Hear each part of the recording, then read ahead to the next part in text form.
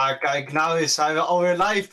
Hello everyone and welcome to Season 8 of Dutch College League. We are here to compete with the challenges of all the college teams and with each other to show them their skills, of course, and compete to the first place.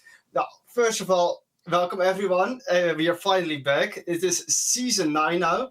Of course, I have to explain a little bit about it because currently it's last time it was Season 7 and Season 8 wasn't there because there happened something, and it's like a small adjustment. It has been taken over by another company. This really beautiful company, of course, is the proud ownership Northern Lion Esports, and we are proudly to show themselves in this competition. And yeah, if you look back at it, a lot has changed, of course, and also new people on the desk. That's why me at the host currently. Some changes might be happen, of course, but let's see who else is here. Let's first go to the first person, man. Hey, my name is Michel Wanders. I'm also known as Hug Me Please. I am the founder of Northern Lions Esports, and I will also be playing tonight, as well as joining you at the desk a little bit. As you can see, there's some nice work in progress still behind us, but over time we'll try to improve the Dutch College League and bring it back to its old glory. And basically our goal for tonight is basically bringing you all the action from all the teams. And starting Dutch College League with Season 9, and hopefully we can start with a bang. And hopefully over the weeks you will see some quality improvements. And as we get the show on the road, since we only had very little time to prepare, but we're going to see where we end up in the end. Yeah, that sounds really amazing, man. Of course, a little bit in the background, you see a bit of the progress that's happening at Northern Lions Esports. It's really amazing that, like, for such a short time, also the teams that they come together, set up a team, and try to compete with each other. And of course, we are not only the two of us. We also have the casters for the first matches today. And that's not the only, but the really awesome guy we always met before, the meme itself, Dermot. Show yourself, Dermot. Do you have something to say about this beautiful new season?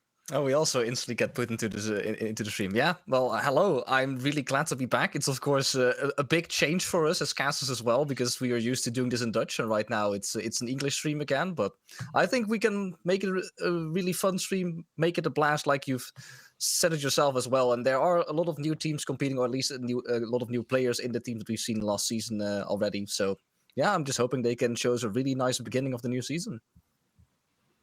And also, of course, we have the amazing cast there. Known by Chris, you can also call him Cast, but look at it, the angel himself. Chris, tell me something about yourself. Thank you so much for that wonderful introduction. Honestly, very excited to be back to my roots. It's been 4 years since I've last been on the Dutch College League. Made some trips here and there to other places in Europe, to other leagues in the Benelux, but now finally back, and I couldn't be happier with the ones that I'm joined with tonight. Yeah, man, and it's already noticeable. We have all those beautiful Dutch people, and you're the only one that actually can speak fluently English. The rest of us is, of course, broken Dutch, so yeah, we can't compete against it. But good to have you here, man. And we also have someone else at the desk today. It's Dr. Sal. Michel and Dr. Sal will be here with me for the analyzation. We will talk about the teams. Of course, when we go to the game, we'll go back to the casters. And the other person is Dr. Sal. And yeah, it will take a bit to come, but eventually they will also have to play, because let's look at the schedule we're going to have to see today. I don't know if we can have a beautiful pop-up for the schedule. Nice. All right. Let me take a look at it. If you can see at the first matches, it will be DCL Red versus Connecting Erasmus Owen. That will be starting around 8:10. It says, of course, 18 o'clock, but we also have to introduce ourselves, of course. The next match will be Blue Shell Street Reds against Team Esports Team Twente, a well-known team, also have been a lot of times in the high competition of Dutch College League. Then we have, as the third match, starting at 8 o'clock, TCA Link Genesis versus Paragon. Sorry if I interrupted a bit, but you notice it are the same teams, but the slight adjustments in the names. And it's also really beautiful because Season 9, baby. And then as the last to with a banger, of course, which Michel and Dr. Sol will be joining because they are the Northern Lions Esports and they will be playing against Xavier Zeus. And that's all the matches for today. But of course, we are missing one team, but we will see them on the next time, of course, because we have 9 teams in total. Yeah, Michel. the beautiful Paratons. The beautiful Yes. Paratons will come in action next week. The team that is most excited, I think. So I hope to see them soon. They're also the first team to sign up. They were the team that basically after DCL was announced signed up within 2 hours. So this is a really really enthusiastic group of people. So we love to see them next week. And really excited for the games tonight. So if you look at the teams in general, if you also look slightly back at the past, what do you think of the teams are showing up today again? Like, what are your opinions about the teams? I mean, I think we have a lot of fun teams. Of course, we're going to see again ATT. Well, ATT making the last minute swap, so they will lose all their bans, which will make it perhaps a bit spicier. But it's, of course, also the derby from Twente. So, yeah, I think that game will be very interesting. And it's a fun game to do a second, I believe. And the first game we're doing DCA. Well, I think DCA has a very interesting lineup. They also have some players, I believe, that are playing ERL Division 1. So they have definitely good players. So I think that we can see some fireworks there. Yeah, especially when we look at the players. Of course, there are some switches in the teams as well. And we also know the famous meme teams.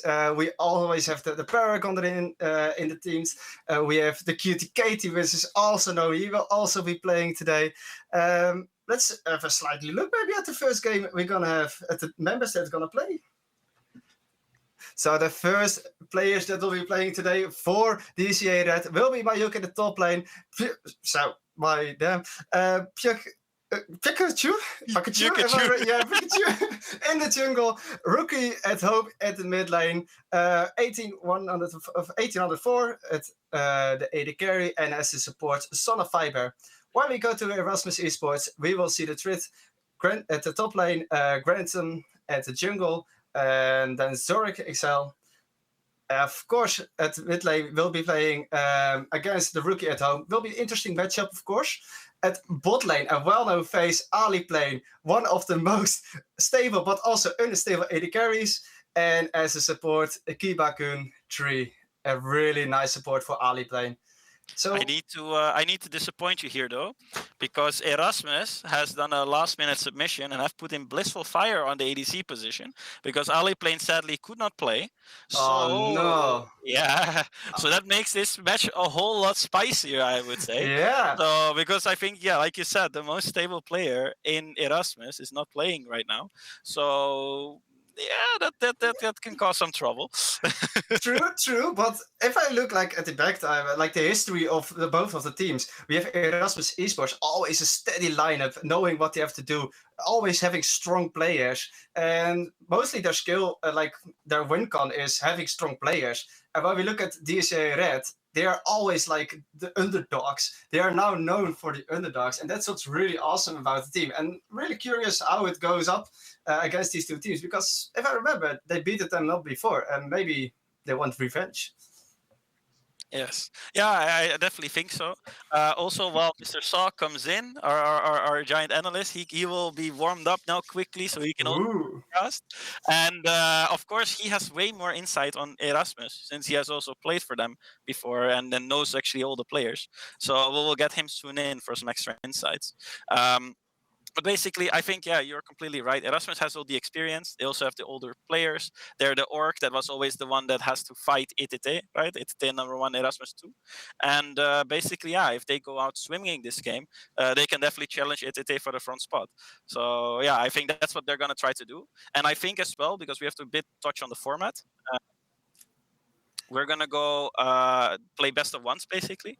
And because it's going to be best of ones, the one that's in the end on top is the one getting the UM ticket. So I think that makes it a way more spicy and way more interesting. So, yeah. I think we will see it in the games, because it's almost 10 past 6, so that means the Champions Select will about to start. So let's see how the casters are talking about it. Maybe they have a different opinion about it. I mean, it's kind of difficult to have a great opinion if we haven't seen any of the players play yet. Then again, we are, of course, in a new season, and the new season means a lot of fun champions to look out for. So I think that's most of the things that we'll be looking for, right, Cass? Honestly, that's what I'm looking forward to most. It's the start of a new season, baby. That means that, in my book, everything is allowed. As long as you can justify it, I'm happy with it. Show me something spicy. Show me something that you believe will work at its best. That's DCL Red versus Connecting Christmas Omen for our first match of the night. And if I'm not mistaken, we're also playing on the new patch that literally released yesterday. Isn't that true?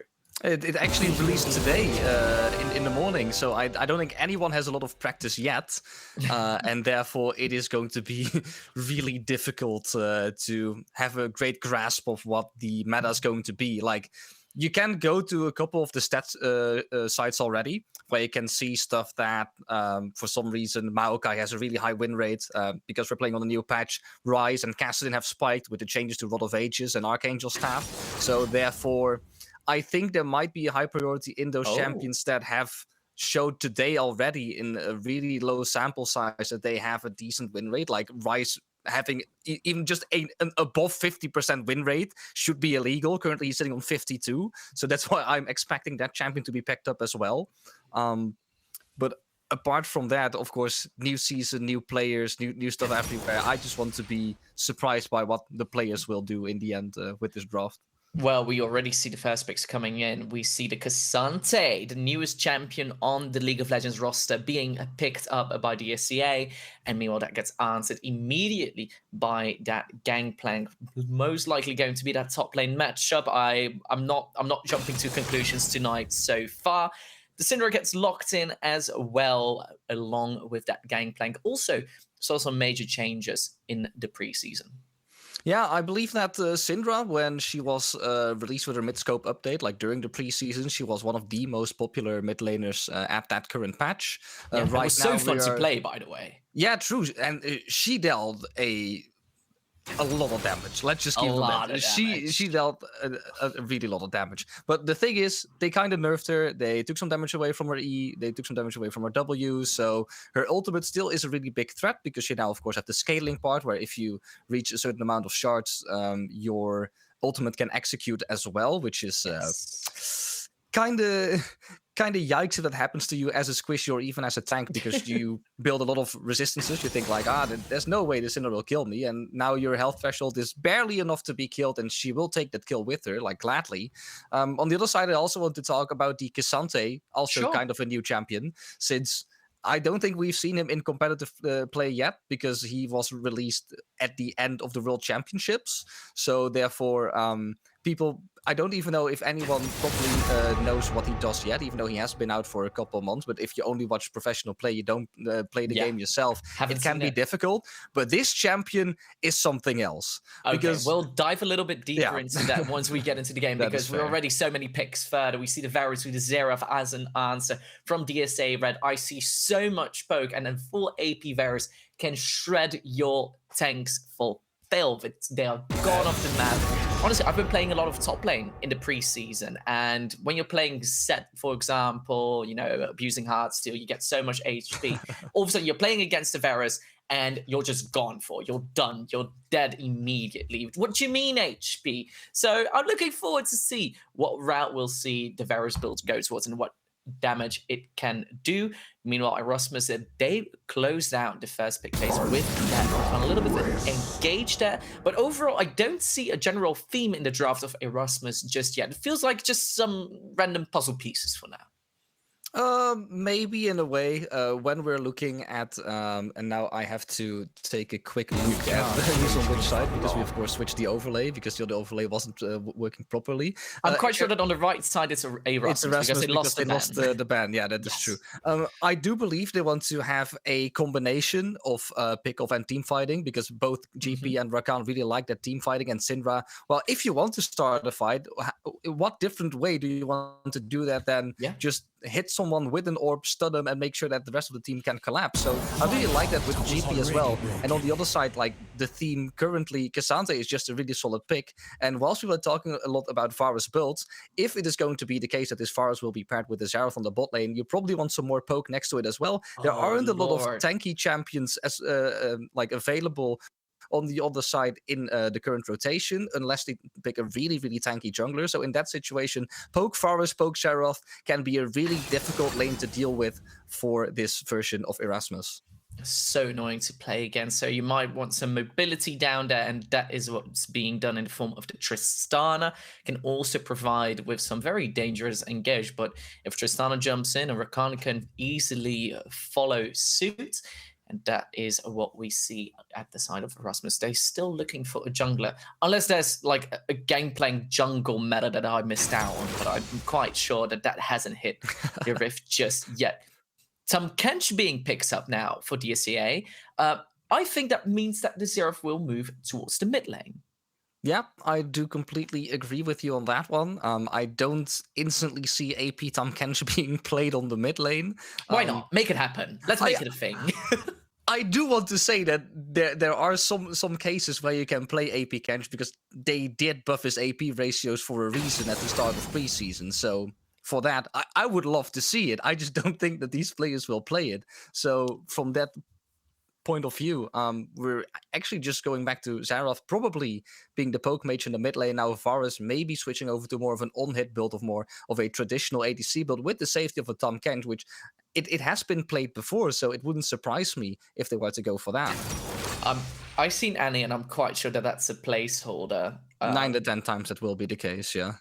Yeah, it is a placeholder. It is Olaf that is being confirmed for DSA Red. Interesting. Which will most likely move into the jungle role, and then that is being faced up against a Trundle, and that for me does kind of complete the draft of Erasmus. I kind of like the Trundle here, even though for me it's been a long time since I've seen that champion. Yeah, I dare to say that Trundle mostly has been picked here as an answer into champions like Cassante and maybe even the Tahm Kench if he gets out of control later in the game. But currently, Cassante, I want to talk about before as well, of course. Please, now go ahead. We're going to redo the draft. So take like, all the time you want. Educate us. Why he's one of those champions first pick here that can convert a lot of his resistances into actual damage. Like, that is basically his plan. In laning phase, he can be fairly oppressive as well, but he's a champion that can build a lot of non-damage dealing items, then ult and go all out, and then deal an awful lot of damage to whoever he's ulting. You can even ult them through a wall if you want to make sure that no one else is there to interfere with your 1v1 battle. That's, of course, the beauty of making a Monster Hunter themed champion, that you can make those kind of choices in design. But here in this situation, it's a really great blind pick, and the Trundle is here to just make sure that the Cassante has at least something you can do against it, because the resistances will stack up fairly quickly. If we see items like Jaksho also being changed in this patch, also scaling off bonus resistances instead of total, meaning that there's more players are more incentivized towards building these resistances items, and then hopefully stacking up even more during the fights when you have an item like that. So you need something to make sure a Cassante can get a little bit more squishy, so you can actually deal damage to him and get him to maybe even the execution threshold that a Syndra might give you. So in that perspective, I do understand the Trundle pick here. I wouldn't necessarily do it just against Olaf, because, well, Olaf in general doesn't really care about a lot of CC being thrown at him. So therefore, the Olaf also makes sense into champions like the Rakan, like the Syndra, because he just doesn't care. He just walks through it. It's still the same champion, mostly being played in top lane, but currently back in the jungle. Yeah, and I will say this as a Rakan enjoyer myself. This is a draft that's really, really rough to play as a Rakan. You're playing into an Olaf, into a Varus. If that Varus see you jump in, and once he is level 6, he'll just ult you and you're done for. Like, it's so incredibly annoying to play Rakan, and I'm really, really want to see Kibikon pick his targets very well, keep track of those cooldowns, because obviously still the Rakan can have a massive impact in this game.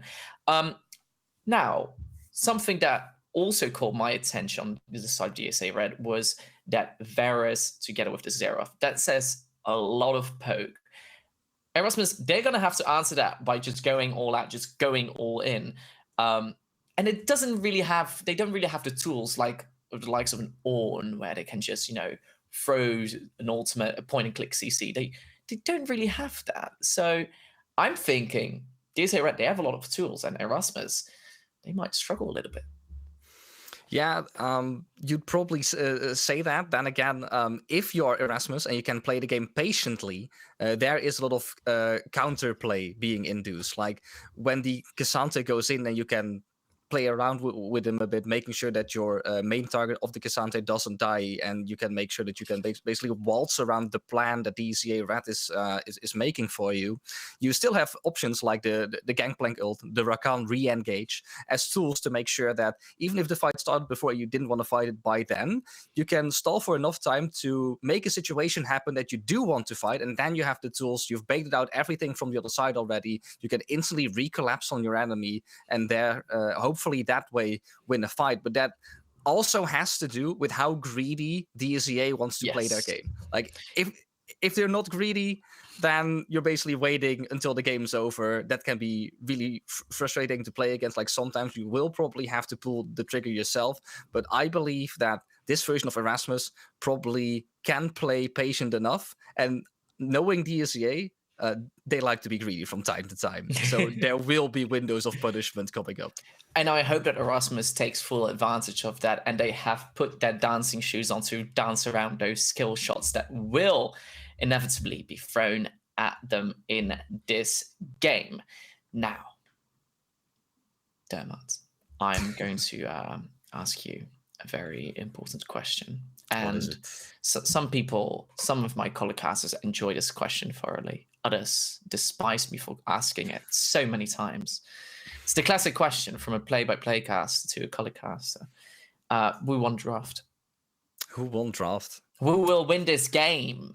I never want to make a verdict, because when I'm wrong, I will hear it for years on like Twitter. Yeah, and that's why I'm asking it, because I want to be able to make fun of you to make sure that you can throw me under the bus whenever necessary. And I don't like that attitude, man. Like that is not how you treat your colleague. But fair. If I have to make a form of judgment, I'm just going to go with, I like Cassante. I like to see him do his own thing, make sure that he tramples all over the enemy team by just playing his own style, not really caring about anything else, making sure that he can stay alive throughout the entirety of the fight. And even if his team dies, who cares? It's Cassante. He can 1v9 carry. That's the reason why they made like Lil Nas X help in the design of this champion, because he also wants to have fun in the game and not really care about anything else. So therefore, I think Cassante 1v9, he will win the game easily. And he wants to see men in crop tops, which I can totally get behind, right? So that's what we're looking for. Big Cassante plays coming out for DSEA. That obviously doesn't mean that DSEA have immediately won the game. The fact that Matthias has made this verdict immediately. Erasmus can obviously still do their thing. They also have their game plan set out for them. I don't know how far we are in drafts. So is there anything else you would like to talk about? The weather has been great today, hasn't it? I honestly don't know. I've been sitting at home playing the new season. Okay, so how has that all been I've been for doing you? is like play League of Legends. It's a new season. I want to try out some things. Like I was talking about earlier. Like there's Rice, there's Kassadin, and I just want to play Maokai a bit because he's looking really strong. So as you can, I mean, you guys can't see it, but my windows are closed. You literally got like the full bingo card for the stereotypical gamer. I have the full bingo card for standard basement dweller / what is it like? Oh my god! Can I tell you about this though? Can I tell you about this? I saw this thing on Twitter yesterday, and it was like someone had posted a tweet longer on how to stay awake for the longest period of time so you can continue grinding at the season starts, like over 60 hours. There were some very interesting things that were mentioned in there. I don't think I can say all of them on stream. Probably not. That's how bad it is. Knowing the internet, probably not. Yeah, but let's just say that one of the strategies that were mentioned involved urine. And I was like, what? No, exactly. That was my reaction as well. Oh my So, yeah. Matthijs, I'm going to ask you. You Yeah. didn't go that route, No, did you? no, I didn't, because I just Okay. woke up at my standard time being 12 p.m. Oh, And, look, it like, could have been at a that lot point- worse. Could have been See, a lot like, worse. I could have started with the grind at like 6 or 5 a.m. when the server started, and I didn't. Like, I just woke up at 12, which is late, of course, but like, there's nothing for me to do, so why would I be up early? And then I just made some breakfast, or like brunch, whatever you want to call it. And then I started playing League of Legends with some good friends of mine. And then I was instantly disappointed in that I started playing League of Legends. Well, see, it could have been a lot worse. At least you're not like physically exhausting yourself by trying to stay up extremely late by using I don't think unhuman. anyone would like that in general, like, right? Maybe you yourself enjoy it because then you can play League of Legends, but like your entire environment around you, like your parents if you live at home, or your friends if you live like somewhere else, like that's. Oh, this is also great. Can you see what's happening? What? Oh, Oh. no, like we swapped to the game for a bit, and all I can see is like pixels. So Oh it's no, really wait! All difficult I to can make see sure is this something's invade. happening. Okay. A level 1 invade down the road immediately. We're starting season 9 in action. Or not quite. They're all going to recall. That was it for the action for now. But welcome on the Rift for the first game of the Dutch College League Season 9. It's DSC red onto the blue side. That's going to be confusing and fun for this game. And Erasmus on the red side. We've had plenty of time to talk about this draft. We've talked plenty of time about how to stay awake for as long as possible during the season start. But now it is time to jump to the Rift, to jump into this game. Yeah, and when I'm still unfortunately counting my pixels, which is an issue I believe on my end that I hope I can fix. It's a good not. way. I also don't have a great view, but at least I see a prestige Cassante skin, so I'm happy. That is the most important part when you're playing with Kazan. Like, you have that skin. Like, there's no way they have someone like Lil Nas X go through so much during his like being director of League of Legends, His and reign. and then not equip his skin. Like, there's no way you do that to him. I will say this. Plain out disrespectful. Lil Nas X, his world performance was so good. It was so good. Yeah, I agree. It was an incredible performance. It is Let's really keep it honest with difficult that. to put to words. That good was it. Like, it was that good that we just can't really describe it, but we do know it was amazing. Because we've had some performances that were lacking in quality when it comes to World Finals, but Lil Nas X was maybe from the teams, but like the opening. I also liked the light diffuse from the Empyrean skin line. I think that's also a really great song. Yeah, no, that was cool. I wasn't talking about this world. I think this world's opening ceremony when we talk about performances was very great. But it was more about previous Worlds Finals. Fair. That is completely fair. Also, I'm just going to ask it now to the observers. Can we please get a score? See, I love getting to see more of the Rift, but I would also really love to see the items that maybe that the timer goal. Sorry? Maybe the timer goal, but I mean, we're not going to be seeing any in-game events because we already have a 3-minute delay, but maybe people on the stream just want to see the scoreboard, not necessarily the timer. Maybe even the spawn timers. Meanwhile, top lane, the action is there. Cassante has hit the Rift, flashing forward for that first blood, but a flash away from Striff will keep him in safety. Action has started. That is really important when you're playing with Cassante, to just make sure you get that early game in, because we all know champions like GP, like they will start scaling out of hand really quickly. Like that champion will become uncontrollable the moment he hits his spike off. Also, a new and updated item in the preseason. People will probably know it by now, but it's a Navori quick blade build. It is really difficult to deal with in the late stage. You will literally be blown up with a singular barrel if you're in this scenario, the Varus or the Seraph. So I'm hoping that is not going to happen for them. It is already nerfed a little bit. Hey, we got a gang going in the top lane. That's Flash's gangplank. He's done for no matter what. Come on, hit those undertows. Get that slows going. You're going the wrong way. Striff, that's not the place you want to be. First blood going over to the end. That is quite something. That Pikachu right here is the player picking up first blood. I don't necessarily think it is the most important thing that happens right there, because Mayuk having the kill means that he can snowball himself versus Trith. But right now, Pikachu having the kill available for him means that he can start giving this lead back to the rest of his team the moment he starts ganking the other lane. So it's not the worst of scenarios that right here Mayuk had a really hard-fought battle on the top lane and he can't really get all the spoils of it. But the fact that Pikachu has it at least means that the rest of the team can benefit from the battle here on top lane. Yeah, no, I like to see it myself, getting that Olaf, that first blood, being able to be this unstoppable monster, literally, when he hits level 6. I like to see it. Obviously, I wouldn't have mind seeing that kill going over to Mayuk, but still, it's a first blood. And now, looks like we've got some action going on in the mid lane. A return kill for Erasmus, sadly going over to the Rakan, but still, once again, a kill's a kill, we'll take it. Yeah, a kill is a kill in the early game, and even on support champions, it can be something to have this early gold available, because now you can rush towards your power spikes a bit earlier and then help your team out. So of course you would prefer that your mid laner can do that, but in the case of a support, those item spikes can be really strong, and one item power spikes are really important to support because that's what they can afford during the normal duration of a game. So I would take all of it in this scenario if Kibakun can secure that for him. Exactly. I mean, you make the realm, you deserve that kill. I stand by that. And look, we got the overlay as well. There we go. We're finally all set. But for now, quite an even game. We're just chilling here, really.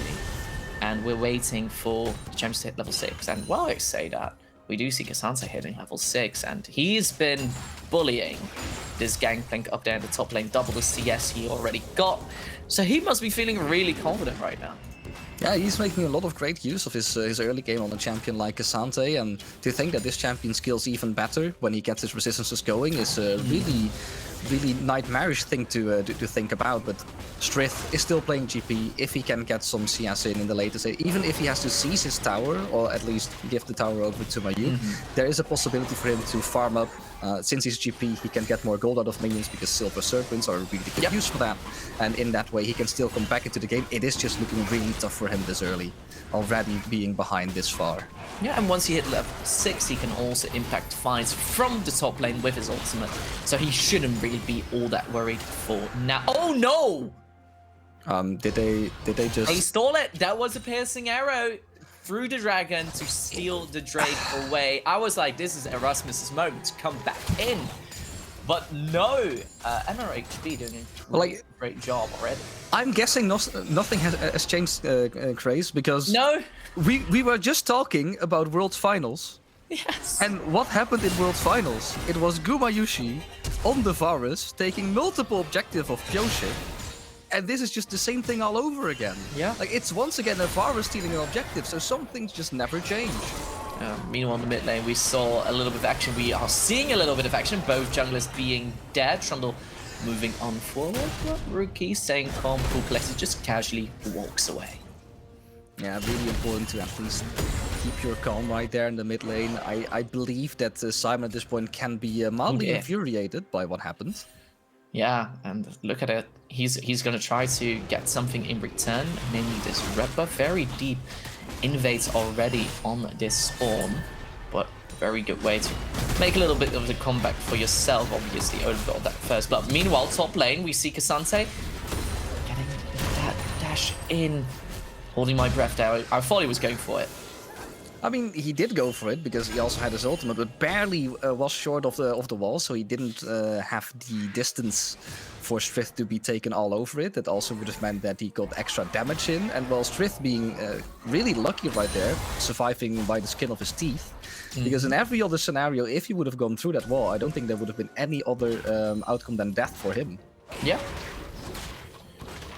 That's like the new kidnapping technique with champion like Mayuk, with like Cassandra as well. Mayuk is of course playing the champion, but the fact that you can have your Q up and then we also have to fight in the bot lane. I'm sorry. Yeah, Chain of Corruption being used, good cleanse there from Blissful Fire, nothing to really worry about. But please carry on. Fair enough. Yeah, well, what I want to say, of course, if you have your Qs stacked up, you can throw someone basically over your shoulder, make sure you can push him even further with your W, and after that your ult can take it to the next level. And Yeah. we just saw, if there was a wall there connecting to the So fight, close. it would have been the case.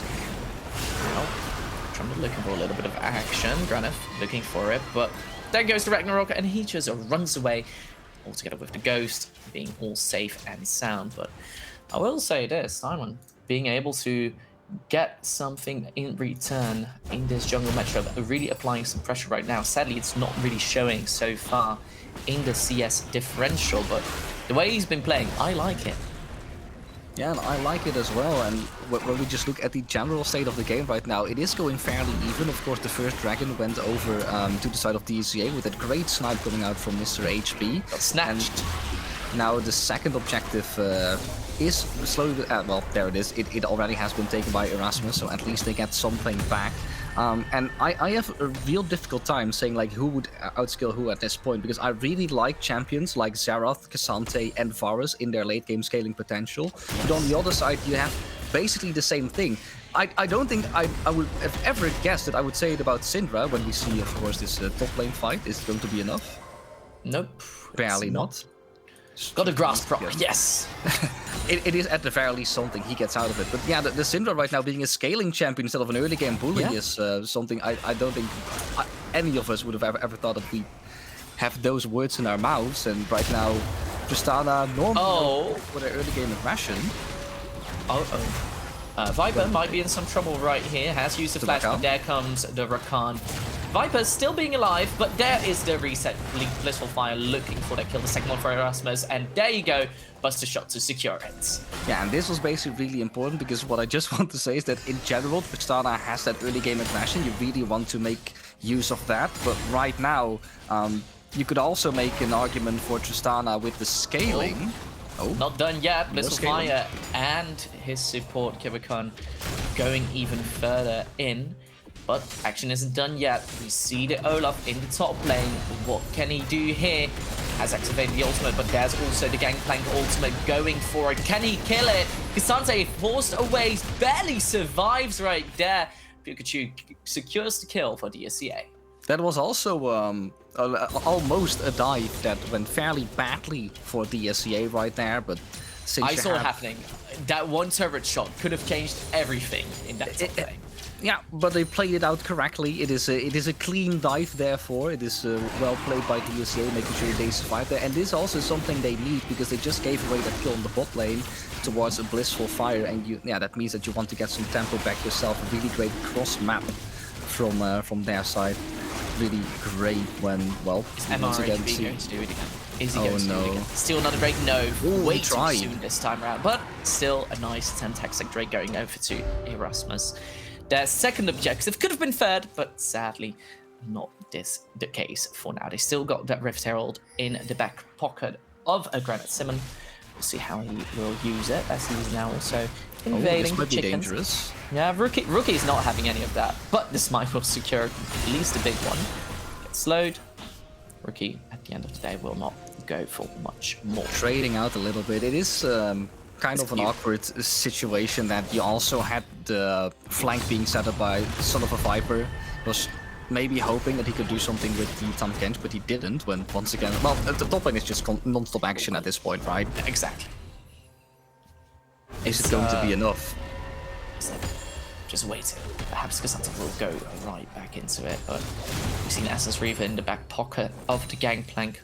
It's not the strongest, as the Jack show has already been finished for Mayuk. It's still not a bad situation for Strith, because we were talking about the fact that he was down 20 CS at one point, and right now he still has the Essence Reaver only 400 gold behind. He's not He's just doing GP things, inflation gaming, making sure that he has enough money in his pocket that even if he lost it with like barrels or his Q, he can make sure he can at least get a little bit more gold than any other champion would do. Or maybe Twisted Fate, but that's reaching for it. And perhaps if the Cassandra had the 2 kills instead of the Olaf, he would have been able to bully Striff a little bit more, but the way it looks like, not yet. For now, 40 minutes into the game, Rift Herald has been used by Granite Simon in the mid lane, was able to snap with 2 turret plates. Not the ideal placement of the Rift Herald, but the plays were going to fall at any moment, so you kind of had to do it. Scattered the weak lands in the mid lane, and that's a kill. Yeah, easy as 1, 2, 3. And that's also the really awkward part when you're playing with an immobile mid laner, that when you get caught in these kind of situations, when you overstep just the tiniest micro step, you will get punished. And this is a classic, it's just the classic situation for that to happen. And meanwhile, the Trundle once again invading this Olaf, and that was a beautifully placed pillar, and that is the Cannon Barrage, and one chomp for a shutdown. In the meantime, DCL have been able to take first bring up in down into this bot lane rather. So that is quite big for this Varus, who is honestly already dealing quite a lot of damage. He is dealing quite a bit of damage, but it is the rest of his team that also needs to not stay slacking behind. I feel like DCA, they have been trying their best, and the early game was looking really well, but now that we're 15 minutes in game, it feels like they have taken their foot off the gas pedal, and that can come to cost them dearly when we're seeing that slowly but steadily a gold lead is being farmed by the side of Erasmus. So I feel like they need to look to make something happen, but right now that is not their plan. It is actually Simon once again trying to make something happen in top lane. Great Devour in that bot lane to save Varus a little bit longer. Oh my gosh, he went out with more HP than he went in. That was beautifully played. Double kill going over to MIHB, and DCL have time to at least something that they can take back for themselves. I was literally just saying that I wanted something to be done, and they made it happen. It is great that they nailed it. But right now they need to keep that tempo going. Whilst Mayuk is just, well, of course, forcing the tower. Nothing really he can do. I don't think that Simon and Strith can look for him here either. Mayuk is playing the best he can on the best champion that has been released in the past couple of years. Yes, I am going to say it right here, now. Whoa. You have heard it. Cassante is a really great champion, and I want to see more of this gameplay in my games. Well, perhaps if you just ask nicely, it will also happen. You know, but you're already being maybe with the first game of the night. We still have 3 more to go. Perhaps we'll see 3 more perspectives tonight as Rift Herald is being started by DCA. This is the first objective they're actually starting themselves, and would be a great pickup for them to apply a little bit more pressure in a lane of their choice. Obviously already got that bot lane turret, so I would be looking at either the top lane or the mid lane. Mid lane to really open up the map, or top lane to open up the side lanes. Those are, of course, both really vital places to go right here for DCA to at least be able to do something. Make sure that now that they have come back, they can do something with it. But the first thought right here is to place the Herald into the mid lane. Oh, chain corruption into the mid lane. Goodbye, Zorka. He is down and out. Tower going down the mid lane as well, but that isn't all the action in the mid lane. Still, some ultis being thrown left, right, and center, but no one falling just yet. Blissful Fire in the meantime taking down the tower in that bot lane in return. As Striff has just been chilling in that top lane. Oh, that was close. Whew. Good Rachu, just being able to survive that bad. Blissful Fire actually helping him there in the Great Escape. If he had done one more auto attack, he could have killed Pikachu with the ultimate afterwards, but miscounting his damage, that is a really fatal mistake to make in this point of the game where you want to contest this dragon. Ooh, great use of the Rite of the Arcane, being able to clear out that top lane minion wave, being able to stop the push of Strith for now. As we already see that Rookie will make his way towards the top lane, and I feel like all of a sudden DCA, they have taken the tempo, they've taken the lead. They said, we got that double kill in the bot lane, now we can accelerate, and I love it. And then the hope is, of course, that they can do that. Me, myself, I'm still looking at my settings, because sometimes I have to still cast from a couple of pixels, so that can be... But just open up the stream, honestly. Sometimes it's better up there, yeah. Yeah, no, true, but like, when I... The thing is, when I open up the stream, I will be behind with everything. Like, if a fight starts, then I... Oh, but you got me for that, don't worry. No, true. I'll just interrupt you. I've been talking to you like so many times already, when normally I could have cut off like at exactly the precise moment, and right now it can be difficult from time to time, but we will still make do with what we have, try to make it our best. Exactly, and to believe all our that lovely in this viewers, we have some transfer of people behind the scenes, and it's the first day of new season, so please bear with us. Over the course of the night, things will get more smooth, more easy, and probably next week or a couple of weeks after, we'll see quality of DCL that you are used to. But for now, we're just working out some kinks in the cable, but we will get there eventually. For now, we got quite a close game. Nearly 20 minutes in. The teams are 400 divided by 400 gold and 1 extra Drake in the pockets of They are the still SCA. going neck and neck, and for me that means that a singular mistake from either side might cost them the game. I feel that's more the case for DSCA when you see the scaling and comeback potential from Erasmus thus far. Like mostly Strith that we talked about was suffering in the top lane, right now almost equal in CS already to Mayuk, meaning that the fact that both of them have no kills, he is actually ahead in gold. And he's ahead in items, as you can see. Mayuk might just get shut down here in the top lane. Has to use his flash as well, and Granite Simon has peace with that. He just walks out there, as now Erasmus is looking for something in the jungle, but I don't think he wants to do that. You have a huge numbers disadvantage right there, and there goes your Tristana Rakan, quick to follow. Jukarachu picking up that one, and now Erasmus wants something in return in that top lane. Oh, but that Trundle gets shoved into the enemy tower. You don't want that. He has to run away quickly with that goes, and with that terrain. The rest of the DSCA is nearby. Looking to turn the tides in this top lane fight, but it's already been won by DSCA. I would have thought that DCA themselves would have been more susceptible to these kind of mistakes, being able to be punished fairly easily with champions like the Xerath and Varus being fairly immobile. You, of course, do have the Tom Kench as a kind of a fail-safe when anything were to happen and he is nearby, but completely the opposite happened on Blissful Fire and Kibakun, of course. Well, they basically face-checked themselves, and now when the Baron has started, it has been completed. It has been secured, and oh, the Syndra, that's the wrong side of the map. Hope to get the execution of Zorka. How much damage can you do? How much time can you buy for your team to join the fray? Because there are some low health bars. The multi-shield bow also being procced. It's an incredibly awkward fight, and finally the Syndra goes down. But can Erasmus find something in return? No, they cannot. Double kill for Deveras. Mr. HB doing a great job, and now Erasmus has to run. They need to run from the danger that is called DSAA.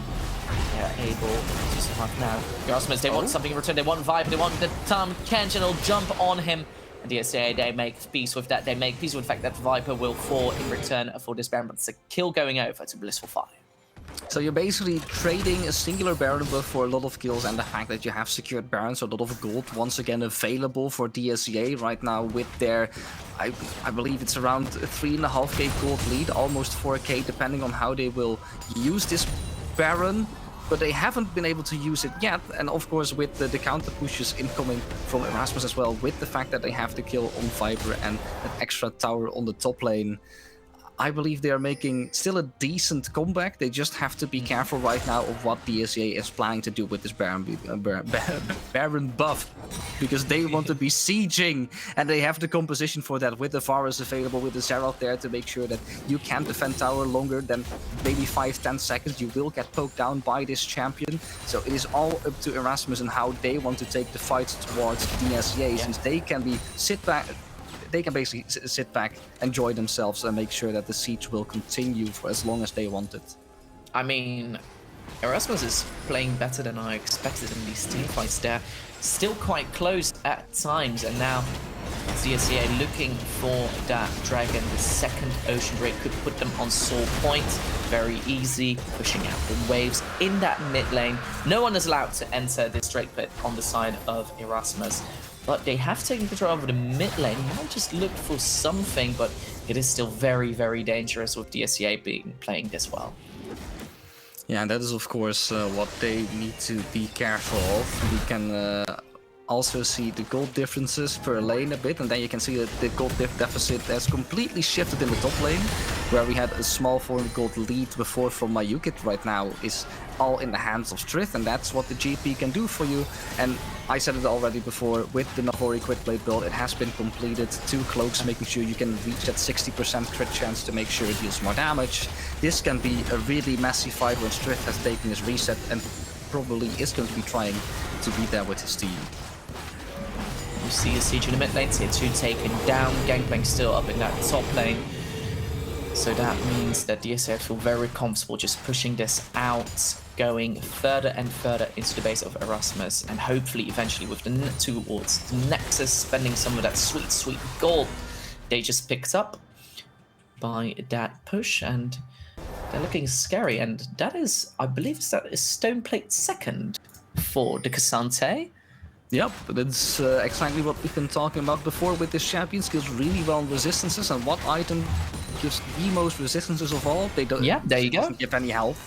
Is of course the Gargoyle Stoneplate. It does give you temporary health if we keep the active of the item in mind. You can just gain a big shield for a small bit, but you just have your item Yaksho. It also skills of bonus resistances, gets even bigger because of this Gargoyle Stoneplate. It makes total sense for him to do this, but it also means that there will be fights that have to be fought, and thus far we don't see a lot of them coming back. They're just trying to siege as much as possible, but the fighting has gone still for now. Uh-oh, that's a lot of damage going on to the Olaf. Force use to Ragnarok, force use goes, but it's not going to save him. Granson picks up that kill, and Erasmus now feel confident enough to go even further. Wants to get this delicious Varus, but he gets eaten up by his own support. That shield, the kiting, it's humongous. He's not dying. Mr. HB is dominating, and he's not done yet. A beautiful two-man knockup coming through from Viper, and it is Blissful Fire who's trying to do anything, but it is not enough. DSCA, they clean house. Maya finds one, perhaps looking for a little bit more. Stun connecting from a Rookie, and they want the ace. They want all 5. Rookie finds Zorka. Will it only be Kivakun that survives? Yes, it will. DSA rout Erasmus. And the way that they do it, it is really interesting to me. It looked like DSA was fighting on back foot for most of that fight, instantly losing Pikachu.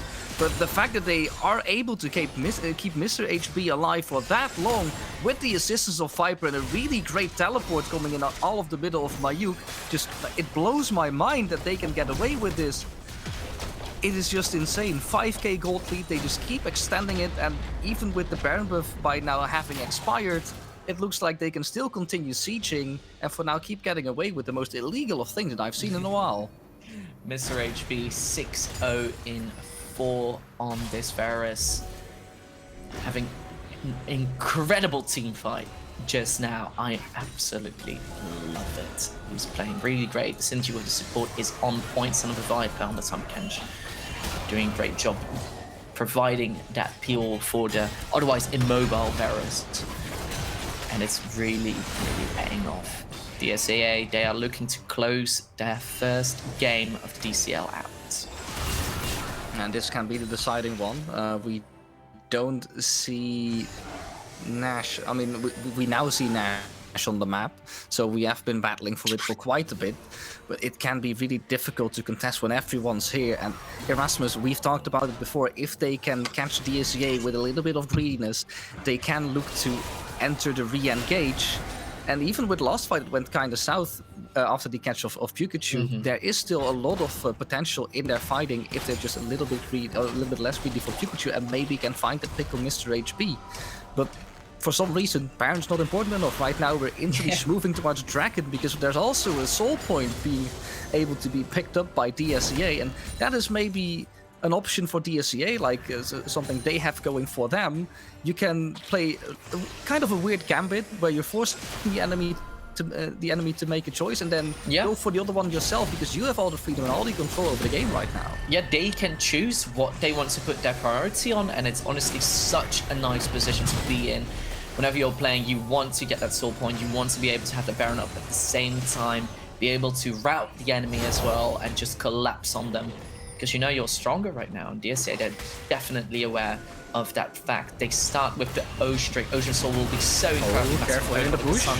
Oh my goodness, Rookie, that was a lot of damage, and that is a not very good re-engage from Kivakun. But all of a sudden, there's also another jungler in the pit, but he'll get taken down before the Drake will. Mr. HB now got, like, somehow the Tenebrush still got the Ocean Drake, but that doesn't matter. DSA, they clean up the fight. They already have 3 days more. They're looking for the solo lanes as well. They're able to fight quite well, do a lot of damage. This Syndra, the balls are scary, let's just say that. But DSAA, they don't have the soul. That wasn't part of the plan. Yeah, that can be annoying to deal with. Good thing is that Strift doesn't have ultimate anymore, and Simon is currently still dead, so it should be a freebie in starting this Nash. But I would be clenching my butt as well in this situation for DSCA, because there's still a Syndra on the map. Maybe if Strift had like a funny barrel combo, but no, they're not trying to contest it. They can get this Nash for free, but it does show that Death's Daughter can be a real big nuisance to deal with when you're looking for a dragon. Yeah. 3 items strong on the gangplank. Even though he was bullied quite a bit in lane, he is now all back, and he's probably the one we need to watch out for in the next couple of fights. Especially once he hits level 16, he'll be a very, very big threat for DSCA. But DSCA, perhaps they can close out this game with the Baron they got. But obviously, having an Ocean Soul under there would have been so incredibly nice as well. Now you actually give Erasmus 5 extra more minutes. I mean, that is true. But you also have to keep in mind that a dragon has already been stolen from them by Mr. in the early game. So we're just handshaking. We're just making sure that at least the bill that was opened like 5 minutes in game now has been paid by DSCA, and we're now at the point where we normally would be. Difference being that there's now a mountain dragon on DSCA and an extra ocean dragon on Erasmus. So it's like, you barely see the difference. Pick and choose, pick and choose. Meanwhile, fight going, breaking out in the bot lane. You think you killed Mr. HB, but he blows you up instead. Legendary on that. Varus kills down the Syndra. Also a big threat. Meanwhile, the top lane, Gangplank versus Cassante, the 1v1. Finally, Cassante is able to do it on his own. But Bliss on fire. There's also 1v1. What did you not understand about that? You didn't want to be here. He even goes back in it, kills him as well. 2v1. Why not? And the SCA is breaking open the base. Yeah, this is what we said about Cassante. If he gets his items going, it looks like he's full tank. He can still 1v1 your ADC with half HP. And that would be the end of the tale from Erasmus, who had a really great fight up until, I think, maybe 5 minutes ago, when everything went in shambles and Mr. HP stepped up his game. Yeah, that is the first game of DCL Season 9 going over to DSEA Red. They destroy Erasmus in what was still at some points very exciting, but when you take a look at the scoreline and gold in the end, you know, it looks incredibly one-sided. It was a close one, and I think that for most of the game, like you said, I think you described it well there. In the end, it was really one-sided for the SCA, but I think we've been at the point of our seat for at least the first 25 minutes of this game, where it could go either side. We didn't really know who wanted to take what fight. In the end, the prediction came through that Cassante would win. It wasn't necessarily a 1v9.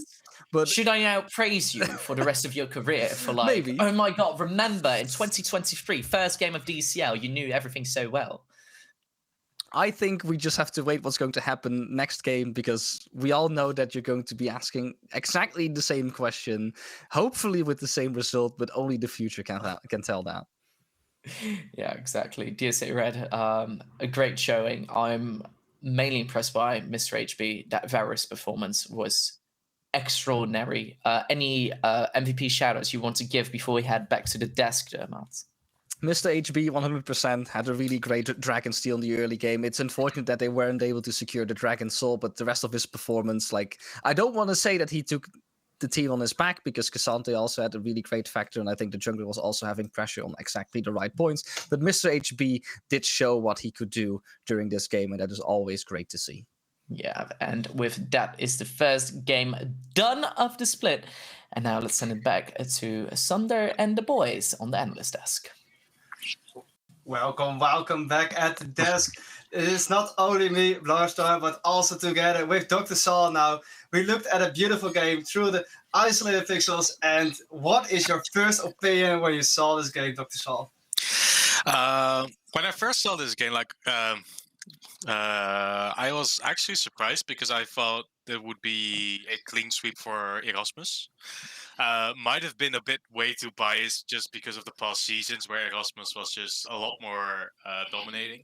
But they made a few changes in the lineup, but I did not expect them to get rolled this hard, I would say. So I'm pleasantly surprised. Pleasantly surprised by Days, yeah.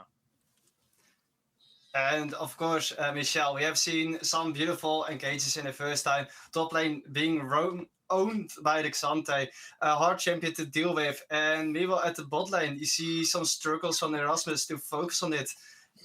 What is your opinion about like the early game? What happened to Erasmus? Well, top lane was nice, some nice scraps. I liked the action basically. I think Mayuk was all the time in control, and I love that Dermot got his prediction right. You know, starting off the year strong. I think that's how we like to see it. And to come back to Craze, you know, yes, we will praise him forever for having the good prediction. You know, let's go Dermot. And no, but I really enjoyed the early game. It was like a lot of action, and I think this is how we like to see it. And yeah, the Mayuk Street matchup was really, really, really clean, I would say. I think they got some bites back, but yeah, in all, I think DCA was pretty much in control. Yeah, because there was one thing I particularly saw in the match from DCA Red. There was a moment of a fight that everyone of Erasmus went on the AD carry, of course. They went on Mr. HB together with his support, Son of a Viper. They survived somehow. The kiting was amazing. Did you expect that from them? I mean, I haven't seen this ADC play before, so for me this is quite insane. I'm not sure if Dr. Saw has seen him before. No, he's unknown name to me. Like he seems fine, like a master player, decent tier. But still, even though yeah, there were some slight mistakes. Overall, I think the average level is especially compared to last year, days, yeah, has improved massively. So so it looks good. Yeah, and of course, it's not the only teams that are playing today. We also have new teams coming. That's the next matchup that we'll be playing. Let me look it up for a second. I will get a schedule for it because in a few minutes, the champion select will begin. That will be the Blue Shell Street Rats versus the famous Esports team Twente. And wow, everyone will be probably hyped about it to see the new Esports team Twente again. And the biggest rival of them always has been the Blue Shell. And of course, we have the members of them as well. If you can look at the players, is there anything you notice about it, Dr. Sal? Well, it's always good to see the Clash of Enschede. They're very close to my heart as well, especially the ATT boys, having worked a long time with them. From ATT, there's not really anything that really stands out, except that we know Gabush is subbing out, so he won't be playing. QTK will be playing jungle, and they will bring back ATT 2-trick on the support. So it's the old school team of Esports Team Twente, so I'm really excited about that part. And yeah, like ever since ATT was created and they played, they have always dominated Blue Shell. So I part of me hopes it happens again, just because I favor the ATT boys, but getting some fight back from Blue Shell for a very new lineup would be nice to see. But I'm not I'm not favoring them to win, not at all. Yeah, of course we will. Of course, see a new lineup since last season. QTKT back in the jungle again. He has always been like the meme of the DCL. He always has the largest mouth, but also sometimes makes the biggest mistake. Do you remember anything about that, Hackney, please? I remember a certain invade, and I think a certain smite that was missed, and then we were chasing them and killing everybody. That was our good fond memories of playing against ATT. Burger Flippers minute 1. I love it. But I also have good memories that we walk into a bush because we want to invade and we just get a 5-man wiped. So, you know, I think it can go either way, the Burger Flip minute 1. But you know, I hope it goes a bit Blue Shell's way, since I mean it is Blue Shell. They still have yet to win against their opponents, and at least they have the wind in their sails with ETT losing 5 bans. So at least they can probably play all their mains. So you know, I hope this helps out for them today. One thing I'm very curious to see, if you look at Blue Shell's lineup, is the fact, and it's quite weird, but their support player actually also plays some mid lane and favors Katarina as well. And especially against Klonky, who used to be a Katarina Kassadin 2-trick. I would be very happy to see, because you said they're gonna burger flip. That's what ATT does. I think that's the best hope Blue Shell has. But however, they can also just throw one back and just randomly put the Katarina player mid and just look if they can snowball that guy and hope to carry from there. That's one thing I'm really curious to see if it will happen. Yeah, because there's a new season, of course, everyone has maybe new champions to play around. There's always like the scary Aatrox AMBW, and I think he will still play around it. But the strongest thing about Esports Team Twente has always been their macro plays, always knowing what's going on the map, having everything under control. And what do you think Blue Shell maybe has something up against that, Dr. Shaw? Ban it out. Like getting the macro out is very hard because the main shot caller is QDKT. Like he does all the macro, he does the drafts, and most of the time, if he can just get on a laid-back jungler, like for instance, one of his favorites would be Poppy or Trundle, he can just decide what happens in the game. So you can target it, but I would not recommend it because his champion pool is way too big to just ban out. I would just throw my bans at top lane and mid lane and hope for the best. Pick your best champions and fight them head on. All right. So you think they really have to intercept on how to play really into the champions of Esports Team Twente? Do you also think like that, please, that is their win con for the Blue Shell players? I think so, yeah. But I will say one little update. Since I have just gotten the word that actually Gabush is going to play, he arrived back in home in time. So Okay. this will be very interesting. So this means that they actually do have their bans. They do have everything, and QTKT is going support. So this will now become really, really weird.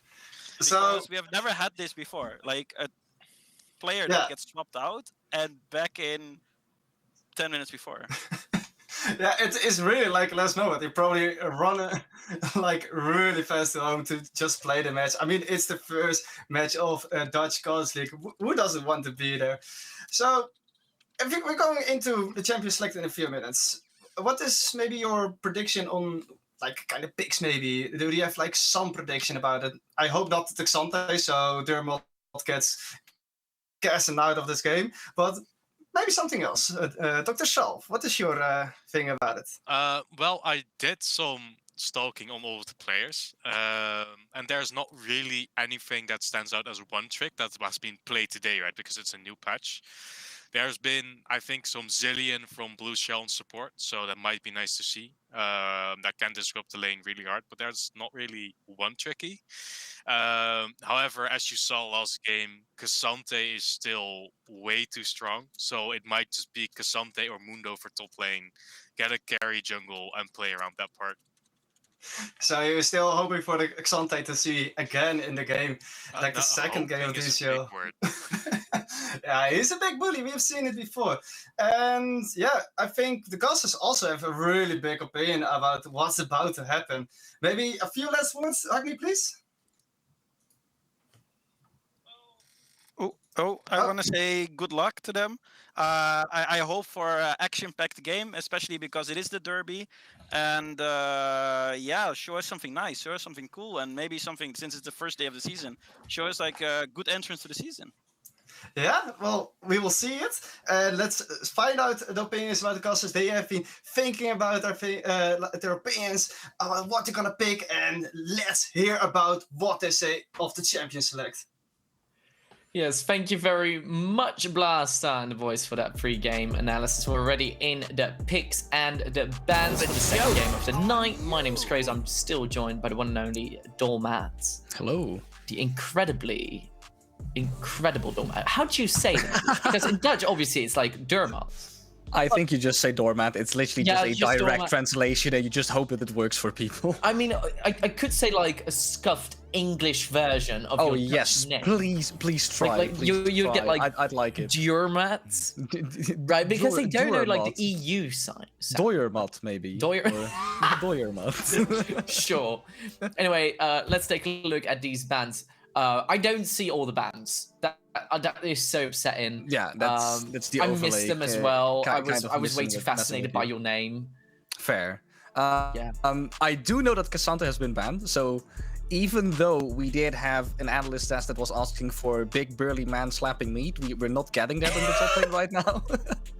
But Mundo is still open. I heard from Dr. Saw that he wants to see that. Mundo has been nerfed slightly this patch, so therefore I don't know how much priority there will be on this champion. However, what is interesting to me is that Maokai, a champion that has been seeing a lot of priority during scrims and in the few competitive games that we have seen during this early season, hasn't been picked up yet. So I'd love to see Maokai in the jungle where he belongs, since he is a tree. Sure. Yeah, he is a tree. It would make sense that he would be in the jungle. Riven being picked up already together with a Viego. This feels very typical ETT to me.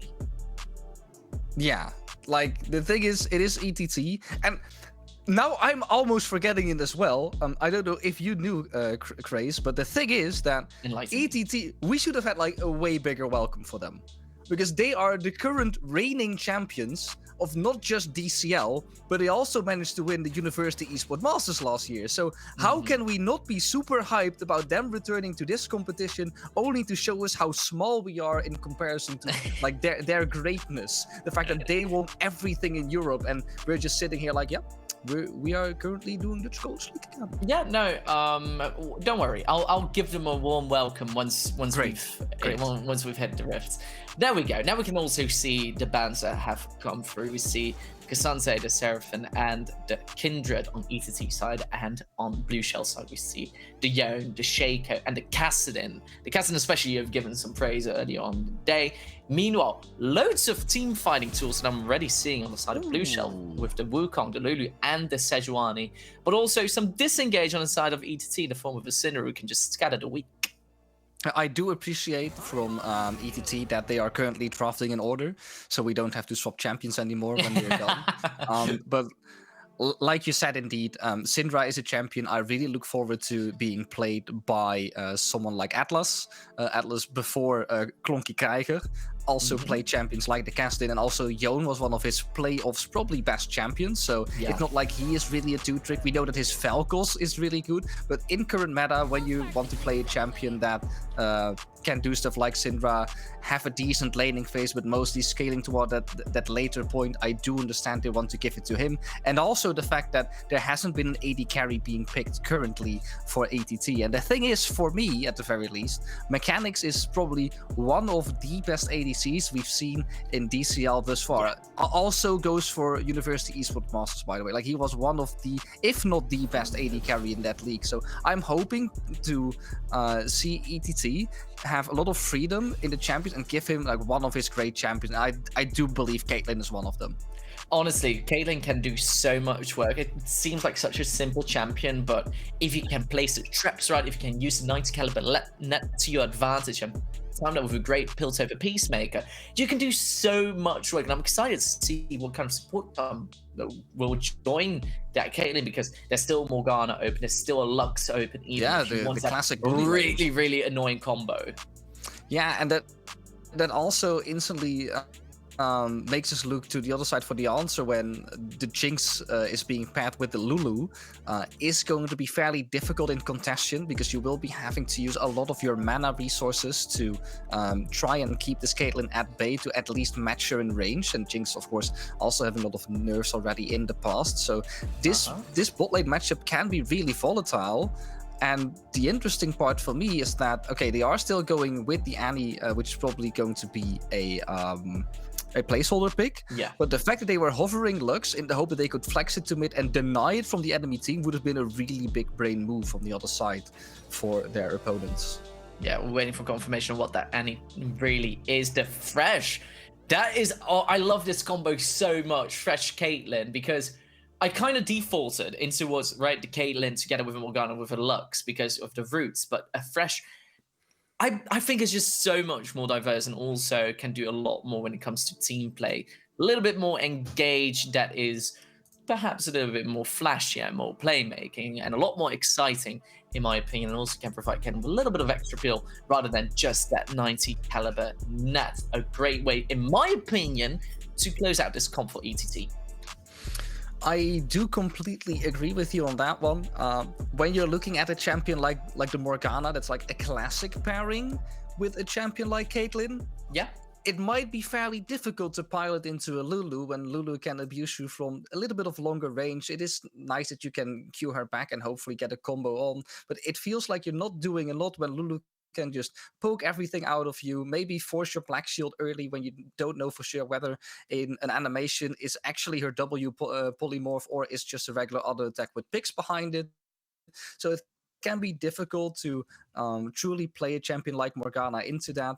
The Lux was also still open, which I myself prefer more because you can actually have an answer towards a champion like Lulu. But if QTKD prefers to play Thresh, and he is known for his hooking champions, like his Blitzcrank last season when he came up with the Dark Tech, I think it was Predator, Everfrost trying to do all he can to just annoy the enemy, make sure that they're standing still for as long as possible. It is no surprise to me that he's trying to play Thresh in this matchup just to show that he can play every single champion. That's his ARAM mentality. Okay, so what I'm hearing from your Blitzcrank Dark Tech is that you want to see Thresh with an Everfrost. I don't necessarily want to see Thresh with an Everfrost. Maybe Ash with an Everfrost because ult into Everfrost, great timing. Oh my goodness! Also AP scaling on ultimate, no. But to go back, are you guys at home making notes? Come on, let's bring it into solo queue. It's just illegal Dark Tech. You haven't heard this from me. No one in Korean solo queue plays it. You don't know if it's existent. So the thing is, for me, when I'm looking at Thresh, is also once again new items that have been added to League. Like with the preseason patch, we've seen new items being added. Yaksho, we've seen in action last game. We haven't seen any Heartsteel yet because it's mostly a bait item and fairly decent in solo queue. I don't think it has a lot of potential in competitive play. Sure. But an item we haven't seen yet is Radiant Virtue. And this item is, I don't want to say questionable, but maybe at the very least, people's opinions differ. Some people say it is absolutely garbage, don't buy it. And other people are like, it is sleeper OP. It is even better than Moonstone last time that it basically got released when all we could do is hear LS say like, oh, Moonstone is such a great item. Why does no one go it? Please play Ivan mid, I beg of you. Yeah, Moonstone into Staff of Flowing Water. That exactly. was the combo. And right now, Radiant is maybe one of those sleeper items that has seen a lot of success on a champion like Thresh, because when you're using ultimate, normally you are fighting, trying to use it as some form of either disengage or disruption for your enemy team. And if you can cast your ultimate with a nice heal on top for your allies that stay in range of you, that sounds like a really great item. It is fairly expensive, but it is really nice that you have more options as a support than just go, well, I can go Locket, or I can go Even Shroud, but who the hell goes Even Shroud? What is that item? Does it exist? Like, come on, guys. You can go Imperial Mandate if you can do that, but Even Shroud, come on. I remember it being picked one time on like an Amumu support, and I don't know who I was casting with that time round, but I remember asking like, okay, so you just spent a whole minute talking about this item, how you like to see it, but do you think it's good? And he said like, no, I just like to see it. So I was like, great. And I think we need to say the same with Radiant Virtue. I think we need to be able to make a fair judgment. So Cutie Katie, if you're listening, please buy it so we can make a conclusion once and for all if Radiant Virtue is a good item or not on Thresh or just in general. Please buy it. Show them why Hillesang buys it on the champion. He also goes Redemption second. You haven't heard this from me. And then show us that you can have both a lot of healing and a lot of teamfight impact with a champion like Thresh, because it is a champion that has been on the decline.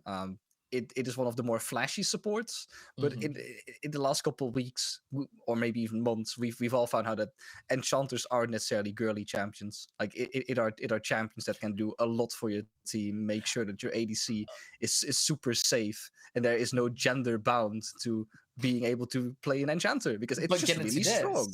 We'll get into this. We're getting a male enchanter as the next champion. True. Milio. How do you pronounce it? I think it's Milio or Milio indeed, but yeah, one of those two. It's a fire support. Yes. It's a fire. Oh my god, brand but make it heals. I'm excited for that, honestly. All new champions from what we've heard. Sorry? I'm really excited for. Like, also looking at the Darkin Dog, I also think I'm really excited for that, because from what we've heard this far, it's going to be a simple champion. AD assassin mid laner. Well, that can't possibly be OP on release when you're making a simple assassin in execution. I'm really interested in what they're going to be doing with that. And I'm excited for it because it reminds me of my teammates because they're all dogs. You can't say that. I mean, fair. And see, if you're not saying it, I'm saying it. Come on now. From time to time, you may think that, or you may say that, but I don't want to go into that. I mean, when you're playing a game like League of Legends, all you can do is have self-reflection and look at the game and say, well, it wasn't the fault of my 0-11 Yone top lane we lost the game. It was me going fairly decent on Sejuani, but I made one mistake and we got punished for it. I think that is the right way to not instantly tilt yourself and think of the game as, well, my team is, they're so bad. Why do I even play this game? Let's play Legends of Runeterra. No. See, that's why I go back to Teamfight Tactics. Oh, that's also a great one. Yeah, because you never blame yourself. You always blame RNG. True. You always say, I just got more docked. I don't want anymore. Yeah, exactly. Like, oh my goodness, where is my misfortune? I've been looking for it. I just spent 80 gold reroll. Where's my duplicator? Why am I playing versus Yumi reroll? My goodness. It has been so. See, I really was like last week, let's play some TFT. I haven't played it in like a week, and all I see was like Yumi, and I was like, wow, so they've been able to take this god-awful champion on the Rift and make it even worse in TFT. I was shocked. I was surprised. I feel like there was just one point in the game where Yumi was OP in League of Legends, maybe even OP in ARAM, OP in TFT, and OP in Legends of Runeterra, because you can play her there as well. So there's just something with this champion. It makes it unbalanceable. Please, delete it from the game. Thank you very much. But they are going to do that already, right? I mean, we've had some insight that they are going to be fully reworking, or at least some parts of the kit, making it more of an early game enchanter, scaling not necessarily this great that you can just stick on someone that's not your ADC and make them hard carry the game, because who cares about ADC lives? Lol, assassins are in the game. I mean, it's true, right? Who cares about AD carries? Anyway, I think that's enough about Yumi. Also, no more TFT. No more TFT, no more Yumi. I'm just wondering, because it just came back to me. What is that Annie? What if that's a Yumi? That's a great question. Like, I have no clue what the Annie was in the end, but it sure should be the mid laner when it comes to the draft. But I believe that when we're in game, we shall see, because when the game is completely remade, then we can instantly see what is going to be faced by the one and only Syndra, being piloted by Klonky Krijger, aka 4 Elements Atlas. You may remember him from back in the day. Back in the day, that was 2 years ago. 4 Elements. Back in the day. Really wasn't that long ago. Come on now. Doing as if it was DCL season 1. It really wasn't that. Well, in case you're wondering, why are these two still talking? Why is it not League of Legends? Exactly. It's because we had to remake the draft because of that Annie. That was a placeholder pick that Blue Shell picked up for themselves. And now I heard that the game hasn't been loading yet, so we're just waiting for that. And in the meantime, we can just continue talking about anything really. What's your favorite composition to play in TFT? That's not reroll mascots. No. Here's the thing. I'm like I'm not good at TFT. Let's just put that first. In like the first 2 weeks of a set, no, not 2 weeks, first 2 games of a set, I find something that I like. Okay. A set trade that I enjoy, and I'll stick to it through the entire season. I don't think I can do that. Like, I am literally a meta abuser. If there's something strong, I will play it.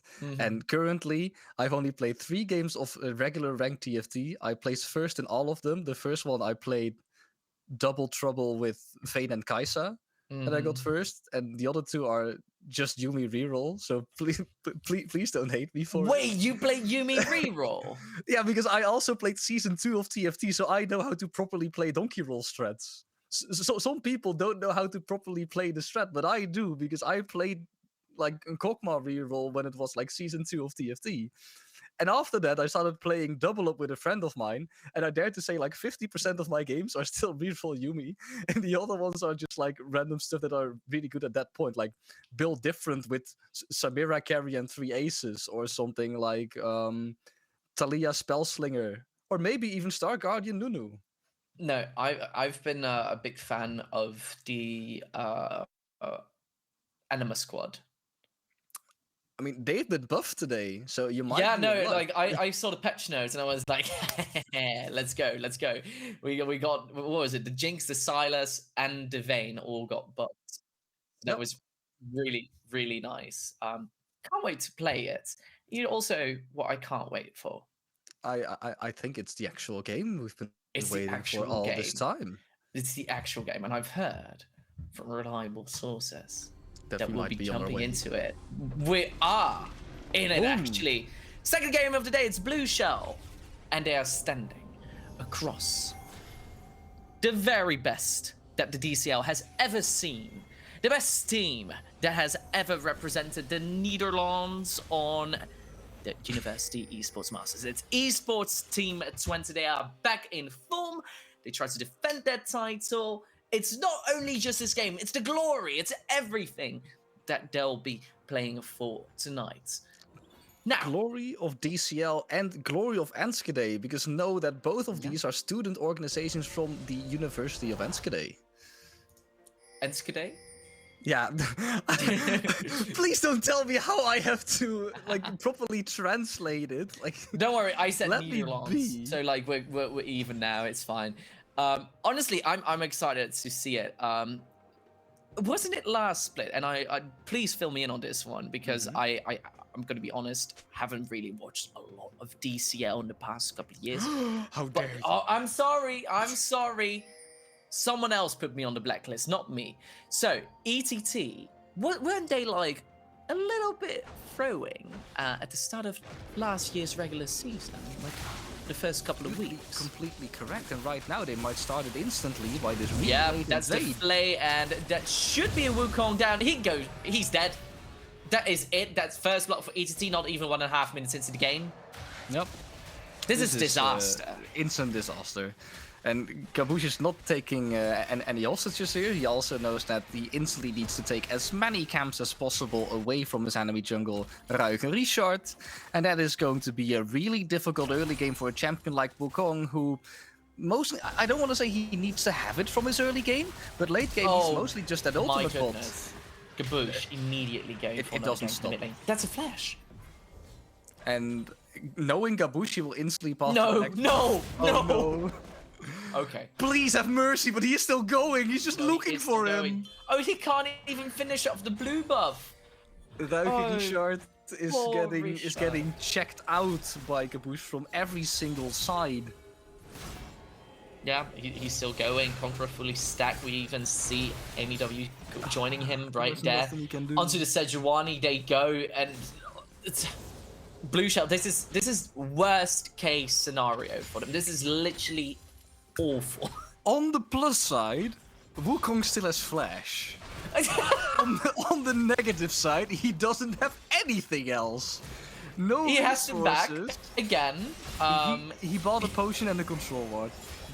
That's all he can do. Like after the first 3 minutes of this game, he's been bullied out of his mind Oh by my Gabush. goodness. And Gabush is of course trying to show that the ETT is still the best. Lol. Yeah. Try to so- contest them, you won't win it. You can see it here instantly when they make their mark into this game. Ooh, and also in the bot lane, things going well for Mechanics, getting off a really, really nice trade onto that Lulu right there. So, I think this game's quite done. What are you playing in TFT? do you instantly want to go here when Gabush is once again just trying to make his way into this game? Yeah, that's a Like, flashless oh, Sejuani, that's not a no. kill. Yeah. Yeah. No, what do you play in TFT, please? I mean, I just talked about just playing the reroll strat. I played Lulu as well instead of Yumi because it works, and as you can Yeah. see, it's not working It's currently not for Blue Shell. working at all. But Blue Shell They got get something. Oh, no, 200%. I mean, this is the Lulu kill you're waiting for. all you need to do is now hit your hero augment, the rampant growth. And if you do that, you can skill so hard with Lulu into this game. If she presses Q, you just instantly kill a carry. Okay. It's like Yumi, but different. We see Richard going into the mid lane. Atlas is just... Oh my goodness, that is between 2 towers in the enemy jungle. Atlas doesn't even need his Viego for that. He's just going for it. Gabush also diving. What is it? 4 minutes into the game. This is just being rude. Scatter the Wing also being used. Lantern there. Atlas tanking, but just can't quite finish off this delicious Wukong. But he can. Gabush will give his life over for it.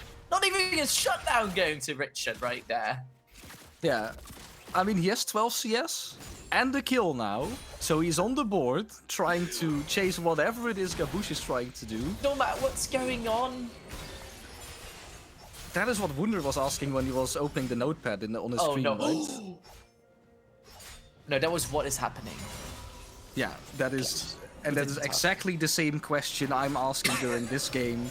When you can see Gabush is still 11 CS ahead on his jungle opponent. And at the same time, all of his camps are still up, including his buffs. Like, he can still just go for another round. Yeah, why not? They're a little bit lower level, so he should still gain enough EXP from it. And then, hopefully, try and contest this Wukong once again. Because he knows where he is, because Wukong is catching the wave top. So, knowing Gabush, he would be a total psychopath and pathed it right into the enemy jungle right now. Good thing that he's not doing it, because that would be even more bullying onto Ruige Richard. Well, if this isn't a game to start off the split for the reigning champions, another hook landing onto this Lulu might just be done for again. Still has to heal available, ignite ticking, not going to be enough. Shield will keep him safe for now. But pressure coming in from all lanes. Everywhere from ETT. Blue Shell is nowhere to be safe, but even that deep ward right there. But so now they're looking for something. Became jungle. Will be in that mid lane, will be onto Atlas, doesn't have flash, remember from a fight earlier, but Scattered Weak can Gabush finish off the job? No, not quite. The ultimate will also give him some healing in that mid lane, just swaying and being able to survive for now. But here's the rest of ETT. QTK already quite low, but will be able to survive. Nothing that Richard can do right here. We get the kill. Mechanics gets his second of the game. Yeah, that's for ETT really important, having it on a champion that can be a really big lane bully this early. That's, of course, where Caitlyn is known for, being really obnoxious to deal with in laning phase. And mid-game, she doesn't spike as hard as some other ADCs, but when she's full build, she can start one-shotting again, because that headshot passive does so much damage.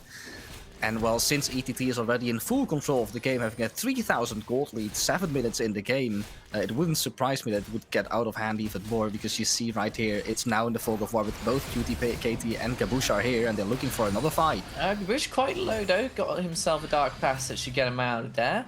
But still, a little bit scary right there. No, there's nothing scary about that. He's Gabush, he can do whatever he wants, but that was a little bit too much. He cannot, actually. I correct myself. Mechanics does pick up a return kill on a killing spree now on this Caitlyn. 1-for-1, but Gabush perhaps a little bit overconfident. Yeah, it is the cockiness of ETT we've been talking about a couple times already. You already got it up earlier in the conversation that they had a really close fight against Paragon where they should have won the game but didn't decide to throw, and ETT known as a team that doesn't need their scrims because they are that good. I don't know if that's still the case, but right now you can see they're not necessarily playing peak performance. They are playing to have fun, make sure that they can have the most out of this game, and it's not necessarily the worst thing to do, but they are making a real, they're making a real nuisance out of a game, mostly for Ruige Richard. I want to see what's going on in the bot lane. There you go, Gabush gets the stun of Mega Death Rocket, not going to be enough. Heartbreaker misses, but who cares? That's no kill going over to that Viego. Now picking over, gets another one, just styling on them. QTK being able to secure the second one, does have to give his life for it.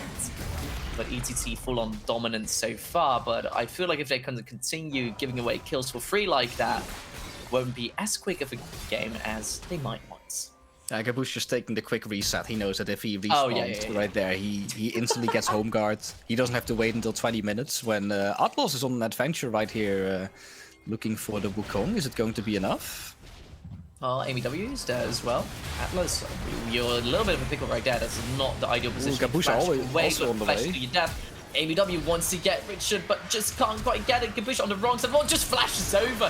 Why not? Gets the stun up, gets the kill, and now it gets the reset. But 2 men strong of Blue Shell, and there's a very tanky Sejuani party that just can't quite take that one down. And Blue Shell, they want to fight.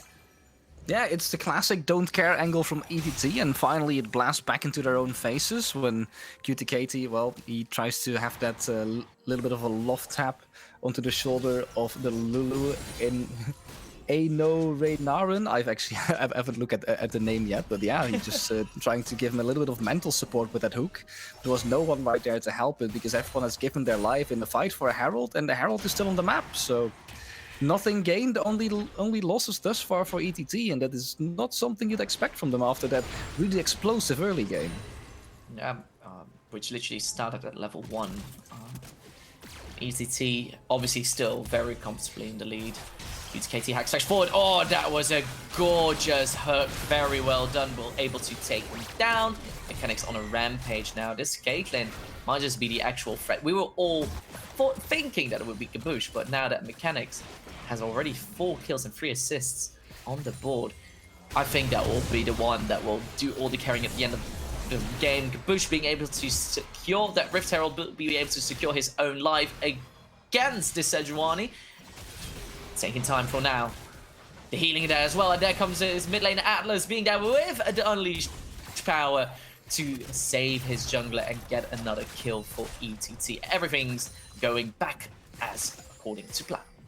Yeah, Gabush of course taking a big risk, but we've already been talking about him a lot. I want to go back to Mechanics, because you just said he is going to be the one carrying this game, and knowing Mechanics, I've already tried to, or at least done an attempt to hype him up for saying that he was the best AD carry on the University Esports Master and also the best ADC in the last version of this tournament, the DCL Season 7.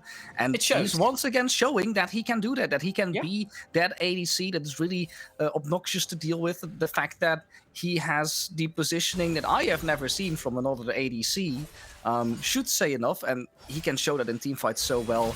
He's also already translating the lead of an aggressive ADC really well into this game, and I'm just hoping that he can keep up this momentum whilst the rest of his team is playing once again to have fun, but Gabush does secure the major objectives with it.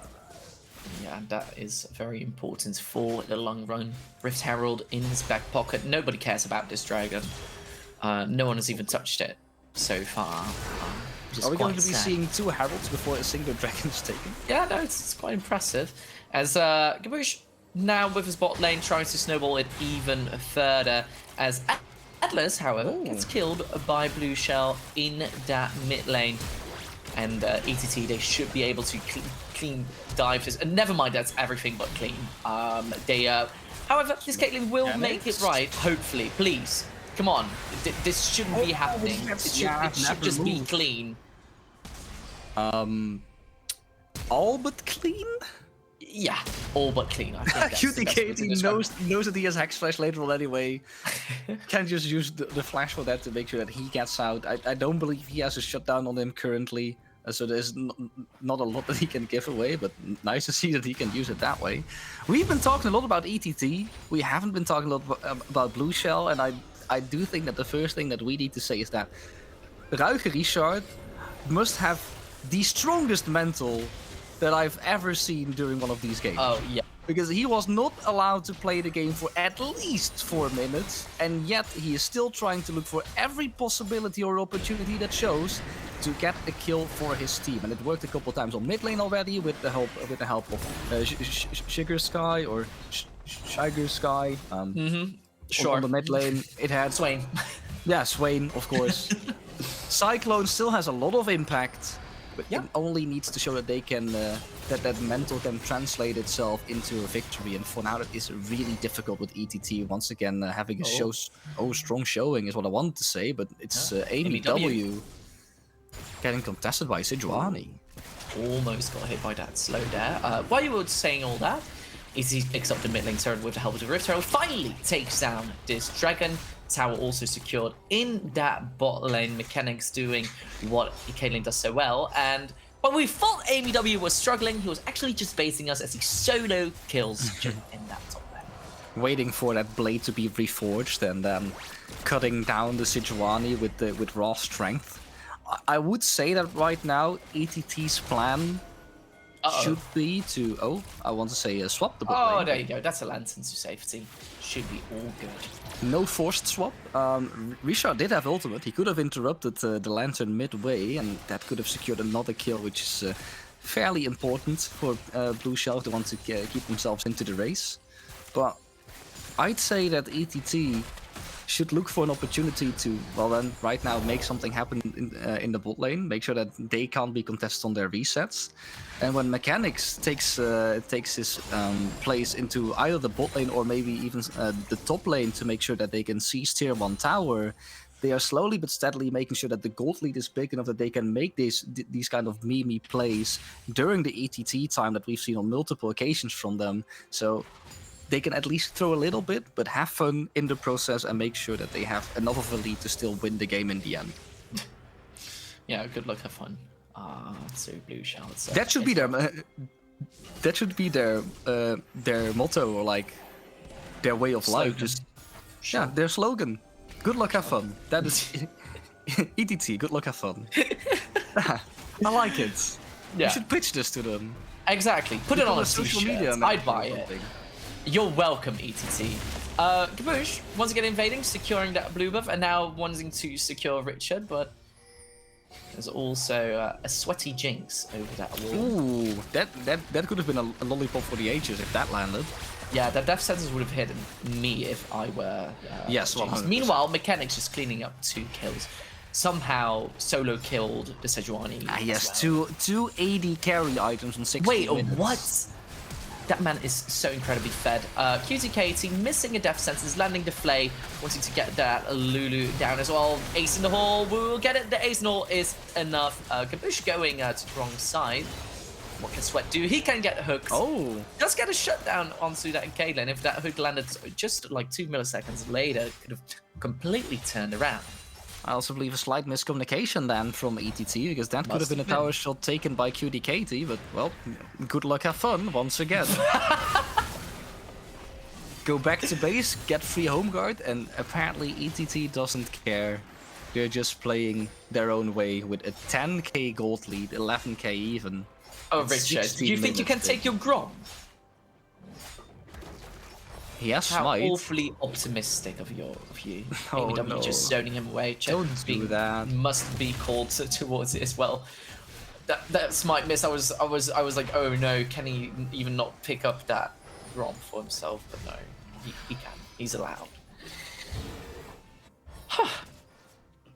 So, how's your day been? I really talked to you about that. I woke up at 12, and then I had breakfast, and then I played League of Legends, which is, I don't want to say a mistake, but you're allowed to play more League than Blue Shell in this game, probably.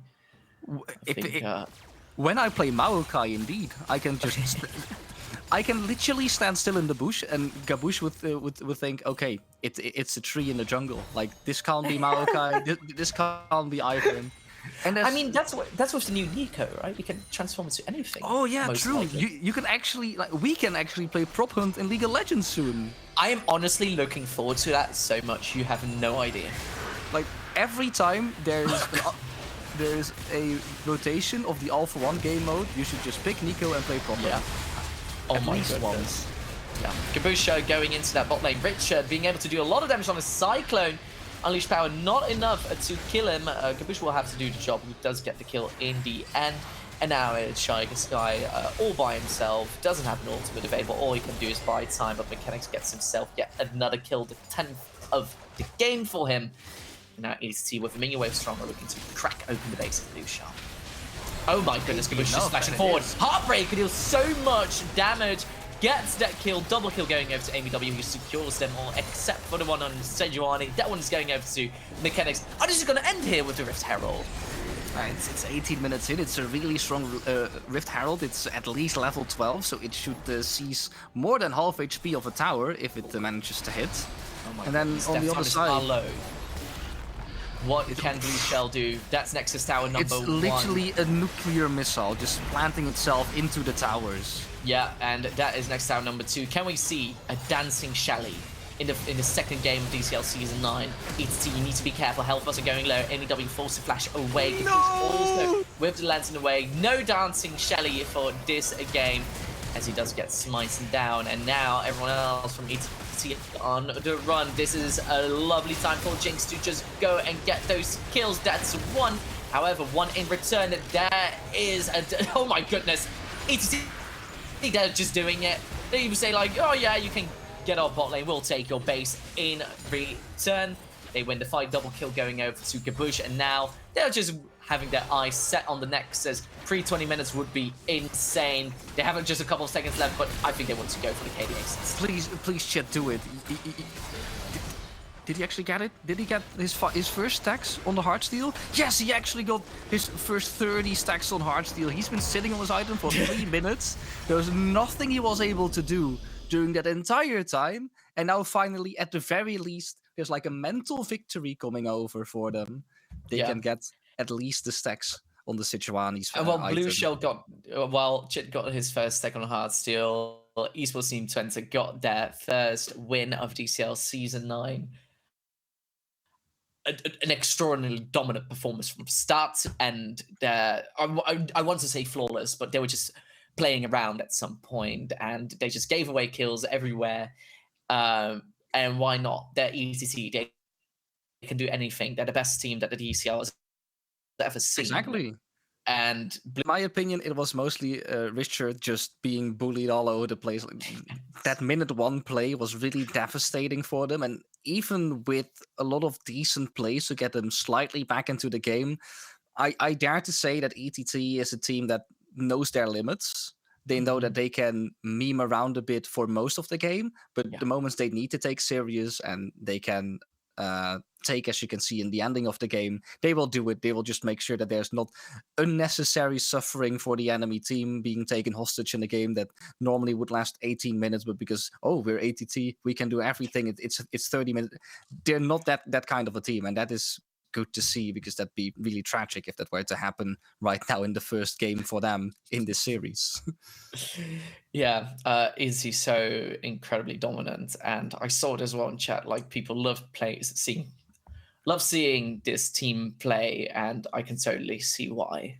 This is an extraordinarily fun game. Kabush being able to get back into the team right on time to carry this early game, and from there on, it was Mechanics and QTKT just popping off, getting kills everywhere.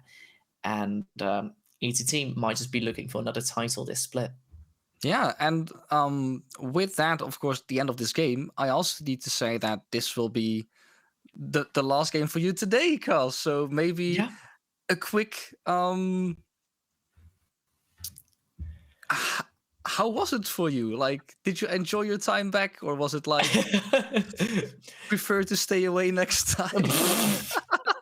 Wow, your words, not mine. I'm not trying to put words into your mouth. What's your honest opinion of like being back on DCL again? Well, if you would have told me, actually, from any moment that I left DCL 3.5 years ago, that I would be back here in January 2023. Meanwhile, Dormat has completely pixelated. I hope you're okay. Yeah, I'm just going through the Matrix, don't worry about it. Yes, and now you're like, oh, I'm good, I'm fine. I'm fine, don't worry. No, but it's a little bit of a full circle moment, getting back to your roots. It's quite fun. Mainly happy to be here with you again. Last 2 times that we cast, it didn't go as planned at all. One time it was because of the TO. The other time it was because I got a seizure. But you know, this time it finally felt correct. And some things never change. And with the DCL, that's the quality of gameplay. This is so incredibly typical. You can say that, but like I dare to say game 1 was fairly competitive. And then if you have the perspective with this game, then it's like, you're like, that is the same thing as with LEC, right? You can have a game that is even until 40 minutes in, and then Yeah. one mistake can cost you. And of course, the second game wasn't a perfect example of that. If anything, it was exactly the opposite, and it's just pure ETT domination. But I do really enjoy that you are here along the ride to have these moments with me, Stop because it. of course we had to make up for those first two times that things didn't go according to plan. So we can finally note down that we did it. Third We time did is the charm. From start to end. We've Start done a to show, and we're both still alive.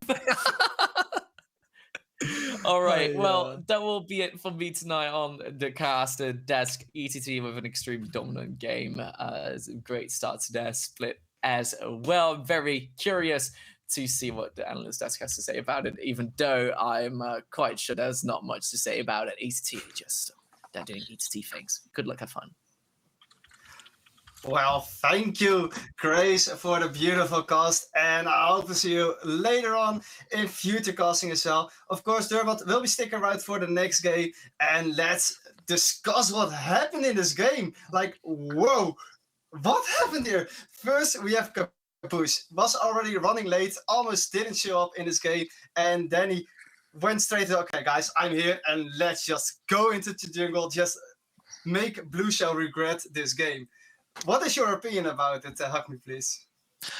Well, ATT things, such as Grace said. And by the way, thanks, Grace, for coming on the desk. We loved having you. Thanks for casting. And hope to see you in the future again. And yeah, DCL will go up. We'll see things improve. So that will be nice. But yeah, going back to the game, we're happy we signed ETT to play for us in Elite Series. So that's nice. So yeah, I think we'll have some fun games ahead for us there.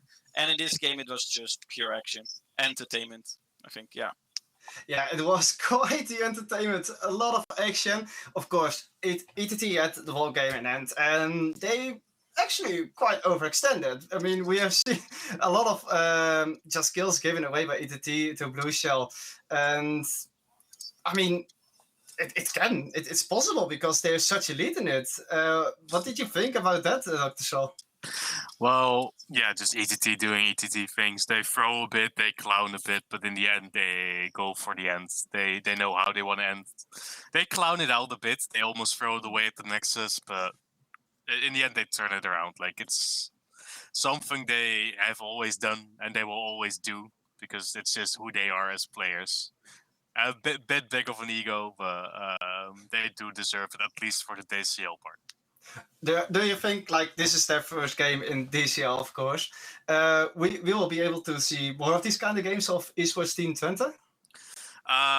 Against the lower tier teams, for sure. It seems to be there's going to be like a big top 3, top 4-ish big gap between the top 4 and the bottom 4 in terms of level of play.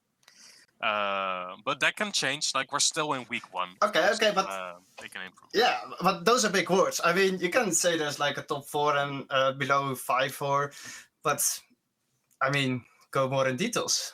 What are your top 4? What are your below 5-4? Well, originally, if we go back to the first game, Erasmus was definitely in there, but after that first game, I'm not so sure anymore. I'm sure they will fix it. Desia has especially surprised me. ATT will always be there. And yeah, it's going to be a surprise. I think one for the next game could be spicy as well, because there are some new talent, some new names that have not played DCL in a while. I'm not sure if they're even new students, but at least they are new to DCL on its own. So I'm quite curious for, I would say, Paragon. If we go look into the next game, they have quite some big names in there, some good players. I think the overall level of that team will be quite high. So I will definitely put them in the top 4. And yeah, everything else, like Blue Shell, for example, still has a lot of work to do. They have time to a few weeks to improve. But for now, at showing for this game, there are a lot of points to work on. Also in draft, as in gameplay. Yeah, of course. I mean, I will kind of pass this question as well to Ahmed, please, because you're both players of Northern Lions Esports yourself, and you say you have like a top 4 and a below 4. But I mean, do you place yourself as well the top 4? Hug me, please. I mean, so are you, right? So you know, Yeah. I'll do the same question to you. True. But I mean, for me, I probably it's going to be my last season, so we have to make top 4. But I just don't want to hate 4th because we're always 4th. I said this last season and we became 5th, so I should stop jinxing. But just not 4th. Okay, yeah, I want to go to the lineups because there is something interesting going on. Because in the lineups, there's one thing changed. Paragon changed their top laner 3 times in the last 24 hours. So they went from their main top laner, Ikhao van Lol. He was swapped out for High Ego, and now High Ego has just been swapped out for, let me look into it, a new top laner called the Elden Prince. And the Elden Prince is one of the board members of Paragon. So basically, they swap in the board member for the top lane to have some fun with them. So High Ego is not playing. No. Well, he has always been like quite a star in the Paragon. Also a good meme. Unlucky you won't be able to play tonight, but of course, Paragon itself, it is an interesting team. If you look at like history matches of them, just like quick, fresh reminder for maybe some old members as well. It's quite astonishing how something like Paragon, quite chaotic in game, goes up against Team Linked. Well, they are quite into like pre-thinking the whole matches. They always want to like do everything is what they are calculating about. Do you have anything to say about that, Dr. Shaw? Well, it's very big change in the lineups, right? I don't think we can compare them a lot to what they were the last few years because there were so many changes. One thing I am excited about, however, is the casting duo that's gonna play with Tom Sonic and Rose, and see if they can put their synergy behind the desk on the Rift as well, and show us what they got. See if they can not only talk big, but show they got the plays themselves as well. So I'm really excited about that one. Yeah, I'm actually quite surprised. I mean, Rose and Tom Sonic together in one team. Before they were like the biggest rivals of each other. Tom Sonic always supporting Esports Team Twente, and then you have Rose with going into the place like, nah, we are better, you know, always competing against each other. Who's the better ADC? And now they're in the same team. Like what?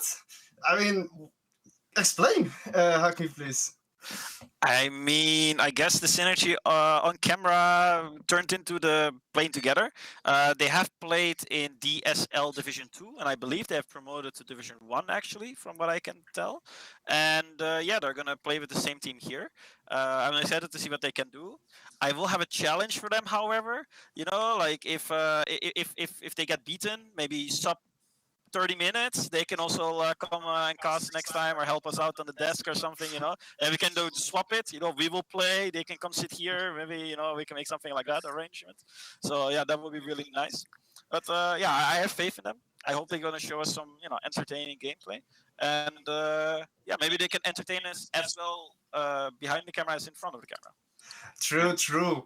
We'll actually just see them about in game. I mean, Tom Sonic in the jungle, he always complains about my jungle, so now it's my time to say so much stuff about him. So I hope you will play well at Mr. Tom Sonic, and we're about to see it in the champion select. We do have a new caster now, of course, because yeah, Grace has left for now, and the new caster, we have a quick introduction. Tell me something about yourself. English. I've never casted in English before. It's gonna be great. So welcome, guys. My name is Maxia. You may know me from past DCL, but I've been casting for Division 2 since a year or something because COVID was a thing. And well, I'm just here because Dermot asked me to come. So I'm here. Yeah, that's really nice to hear. We will, of course, see you in the incoming 2 games. And of course, the new teams. You have seen the lineup. And do you have any like predictions for this incoming game? Oh, geez, man. I need to support my caster boys, right? So, yeah, I need Tom Sonic and Rose to just crush the opponents here. But hey, I haven't followed DCL in a long time. I'm very sorry. I'm basically the same as Craze in that subject. I was busy with work and stuff. So it's just still a bit fuzzy, but what I have seen is going to be a lot of fun and a classic Benelux League of Legends, which is always great. So I'm very excited. I mean, fun is one of the big parts of DCL. That everyone is always enjoying it, always competing against each other. And even though if you lose, everyone always leaves with a smile around it. So that's always beautiful to see. And especially when you see the players around it, you see the competition with each other. You see behind the scenes, everyone is talking like who is better, who is worse, and who is actually making mistakes. That's always the fun part about it. And if you see like the new casting devs, you see all the casters playing around and also going into the games. What do you think that like casters are also playing inside League of Legends? I'm actually gonna ask that question to you, Hakmi, please, because you're quite of the astonishing of all the players. I mean, I think you have to play the game to kind of be able to do the job, because you have to understand what is new, what you're actually talking about. I think Mr. Dermot, I've seen he has also been spamming quite a lot of games, so I think he can condone. But of course, he's the homie hooking us up with all the casters, so thank you very much for that. And no, basically, I think it's really important that they play, and it's nice to see that they can play at this level, and hopefully they can play with Paragon and also match their level today. Yeah, because we also talked about it. We really wanted to play in DCL this time because it's for us like the last moment to play because you have to be a student, of course, and we always in graduation. So this is our final moment to play, and it's fun to talk with you about it. To see actually the true players just wanted to take a sip out of Dutch Cast League, still enjoying the moment, and just make the best out of it, make it fun moments and everything. But yeah, of course, we talk a lot about the game, and maybe the viewers are really curious about why we're not have started yet. The players are currently coming to the lobby, of course. It takes a bit more time, so you're sticking around with us for a little bit more. I don't think you're minding that a lot because you will see our beautiful face of Dr. Shaw and his beautiful comments about the players. Well, how about the players? Like, definitely go and just look out what we can expect from the draft, right? For the draft, it's been looking into a lot of stats from last season. And you need to look at what to do, what to ban. If you just look at what happened with, I would say, like last year, DiMarco has been a Shaco main like forever. So it might be a question to leave that up. But the biggest part, I would say, to watch out for, to not be clueless, is to ban Zoe from Kuzu. Like, Kuzu has been an amazing Zoe player for ages. Like, I think last year he actually stopped playing, then he came back, and within 1 or 2 months he climbed back to Grandmaster, even peak Challenger. But his main left set is he always plays Zoe. It doesn't matter if he's out of field, if he's top, or if he's AD carry, he will still lock in Zoe. So, as a hint, please ban Zoe. First, it's a good ban. Second, I really don't want to see that champ. Other than that, it's looking kind of spicy what we can expect. Like, Clueless from team as well has a very, I would say, toxic champion pool for the jungle, considering it's Belvev, Evelyn, Graves, and Carvis. Like, that's an annoying champion pool to deal with, but it's very solo queue style. So I'm really curious if you can translate that part to competitive play as well. Ah, nice. We will see that, of course, from the players. We have, of course, one season. We haven't met those players yet because we skipped it due to the reason that it has been taken over. Northern Lions Esports, sorry, it was a quiet soon, my bad. We, of course, know it's from Northern Lions Esports. Help me, please. Can you maybe tell a little bit about it?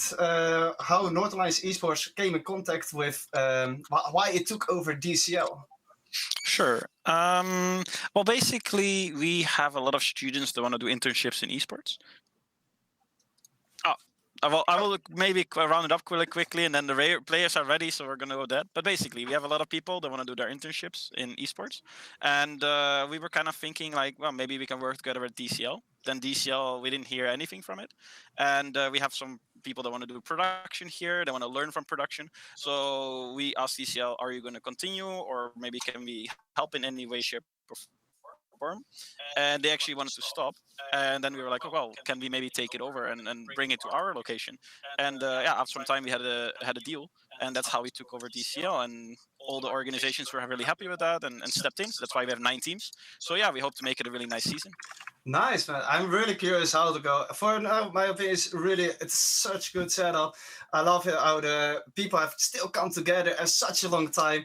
And now we're going to see the costs, of course, because the game has begun. The players are ready. So let's go over to the casters, see the beautiful faces again. And what's your opinion about incoming games, guys? I'm sorry, I had to like full screen Dermot there for a second because I was looking at him the whole time. I'm sorry. I mean, can you blame the guy? Like this early already into draft, like, oh, you can't do I'm this sorry, to my man. ego, You're just a handsome son of a bitch, you know. I just need you. I just need you like that. Thank you. But Really what? appreciate it. What do you think? So there's the Zoe ban that was already talked about a little bit. You can't give it to Kuzu, but who do you think is going to win here? Because I need to support the casters. You know? I'm sorry. That is exactly my opinion. Like, I know that if I don't support the casters this game, I will hear it for at least the next incoming month, just like with my predictions. And I really like Tom Sonic and Rose B&D, but if they were to lose this game, and I would have like predicted that, I don't think they like me anymore. So at this point, I'm just going to be playing it safe. Like, I think that Tom Sonic and Rose B&D will be some great players in this game. I think Tom Sonic will show us why he roll swapped at least 2 times from both being a mid lane Yasuo Yone player to an AD carry that only plays Seraphine and sometimes Kai'Sa. Please show me why you roll swap to the jungle and how it can work out for you guys, because I have all the trust in the world in you guys that you can take this game home. Well, you take the words right out of my mouth, right? I mean, if we want to secure our future in Benelux esports, we have to support our boys. I will never get a job anymore if Tom Sonic and Rose B&D don't win this game, and I predict the opposite. So yeah, you're completely correct. Yeah. But are they going to win if we look objectively? I mean, the Zoe is banned. The Paragon lost 5 bans as well. How does that give like an edge to the team of Tom and Rose? Well, first of all, I do really like that they have the red side in their draft. I think that both Rose B&D, Tom Sonic, and also the other players on the team, like Mr. Porobeer on the mid lane, for example, have some really decent champion pools, so you can really use this last counter pick to your maximum potential, because you just know what the enemy is playing, and you can, at the very least, at the end of the draft, pick something that is good into the enemy team. So that is, of course, step number 1. Step number 2 is that I don't want to underestimate these players. Like, Tom Sonic has shown us that even though he was hardstuck platinum before, he went to diamond in just a single season by role swapping to the jungle. Of course, he was abusing champions like Trundle, like Viego when they were still really strong. But right now, I do think that he has a really decent meta read, because he's befriended with such great, like, other casters like Doormap, like maybe even Mr. Sleeps, a coach that has a lot of knowledge, ex-Omega Fire, the ex-jungler of Blue Shell Gaming. They all have such great meta reads. They know for sure what is going on in the current season, that they can basically tell him what to do, how to play it, and that is why I know that he will get this game. All right, at least a strong start locked in for them, because the Lucian Nami is still and will always be a threat. So that's very good. Yes. There was a first pick Mordekaiser on the other side for Paragon, which is crazy to me. Because I don't play as much League of Legends since Dragonlance came out. So Mordekaiser top lane must be a menace if he's locking it in blind, or it must be like a main or something. At least Graves and Ashe are coming out as well.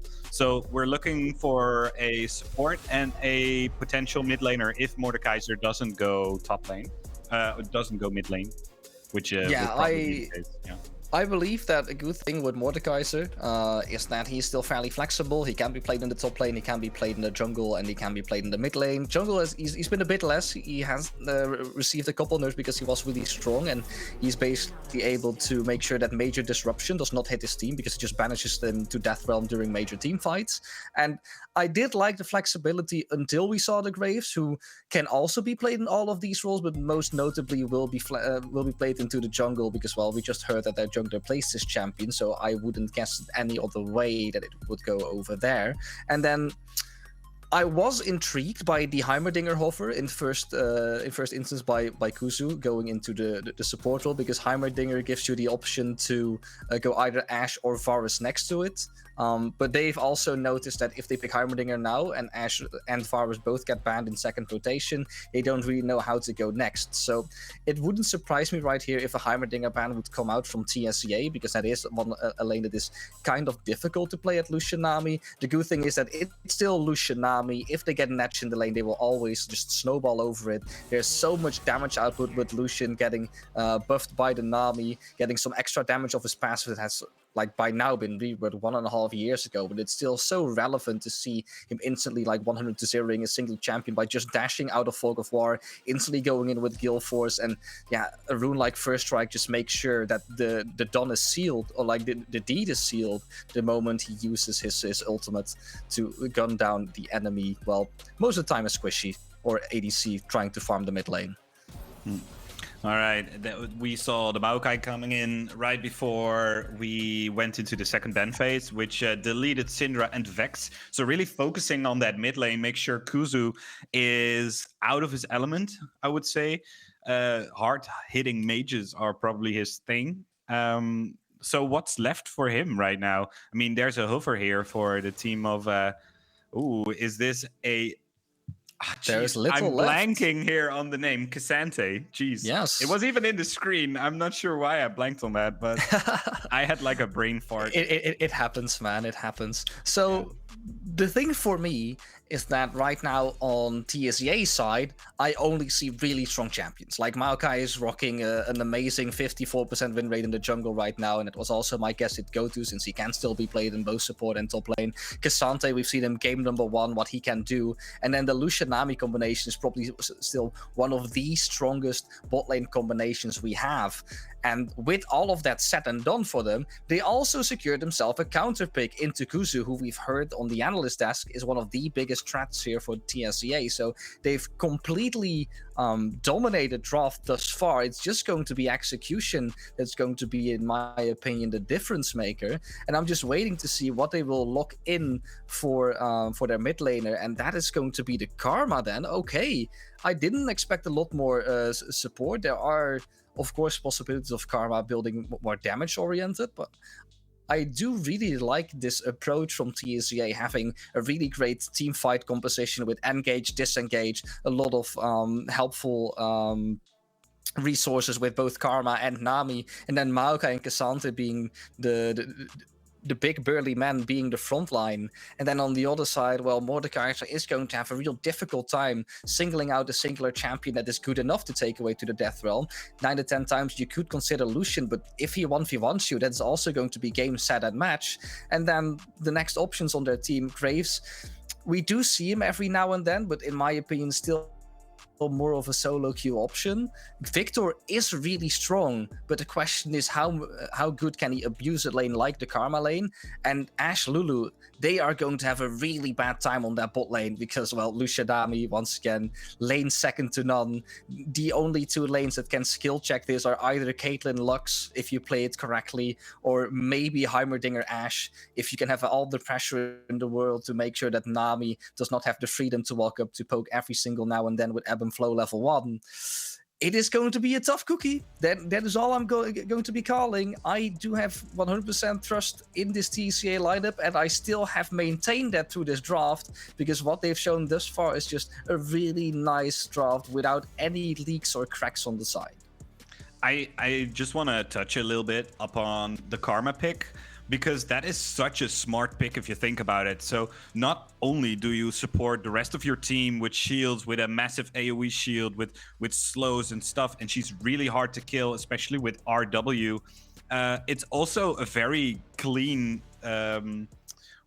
champion to clear waves, especially against Victor. So you keep yourself safe, you keep the waves pushed, you make sure that Victor and the Graves do not get that early lead, that early pressure. So I really like the Karma pick to support. Of course, it can all fall apart, and then your Karma is how do you say that? Stuck, She's just doing nothing, yeah. right? So you can always say, yeah, but she can shield, of course, but there's like a Serpent's Fang waiting for your Graves or something that can just nullify the shield over there, and that can be a problem. So I'm not really sure where Paragon is trying to put the pressure, because it's a really strong comp, in my opinion, from TSCA. On the other hand, if you can get through, it may be a Wanda Maximoff in Doctor Strange and the Multiverse of Madness idea. Like you find the one weakness and it crumbles all apart. So high hopes for TSCA, but maybe the game can shift pretty hard into Paragon's favor if they find the weak link. Well, of course, they need to find that weak link first, and that is going to be really difficult. You've of course touched upon the Karma already. At least what's to me most interesting to this Karma pick is what are the items going to be? Because just in general, you'd say that Karma works fairly well into Victor, since Victor likes to abuse the keystone being first strike, and in general, you can poke out the Victor before you can proc that if you use your Q correctly on the Karma at the very least. But having Karma as a more supportive pick also opens so many more options. You can use her, of course, as an AP burst mage. We've seen Night Harvester being built also on her support variation. Wouldn't recommend it, but if you want to go for it, just go for it when you're ahead. But you also have support items as options, Moonstone, Shirelias, making sure that engages can be found fairly easily. Or a different item we've been talking about a lot already today, Radiant Virtue, an item that's fairly new and heals your team when you can ult.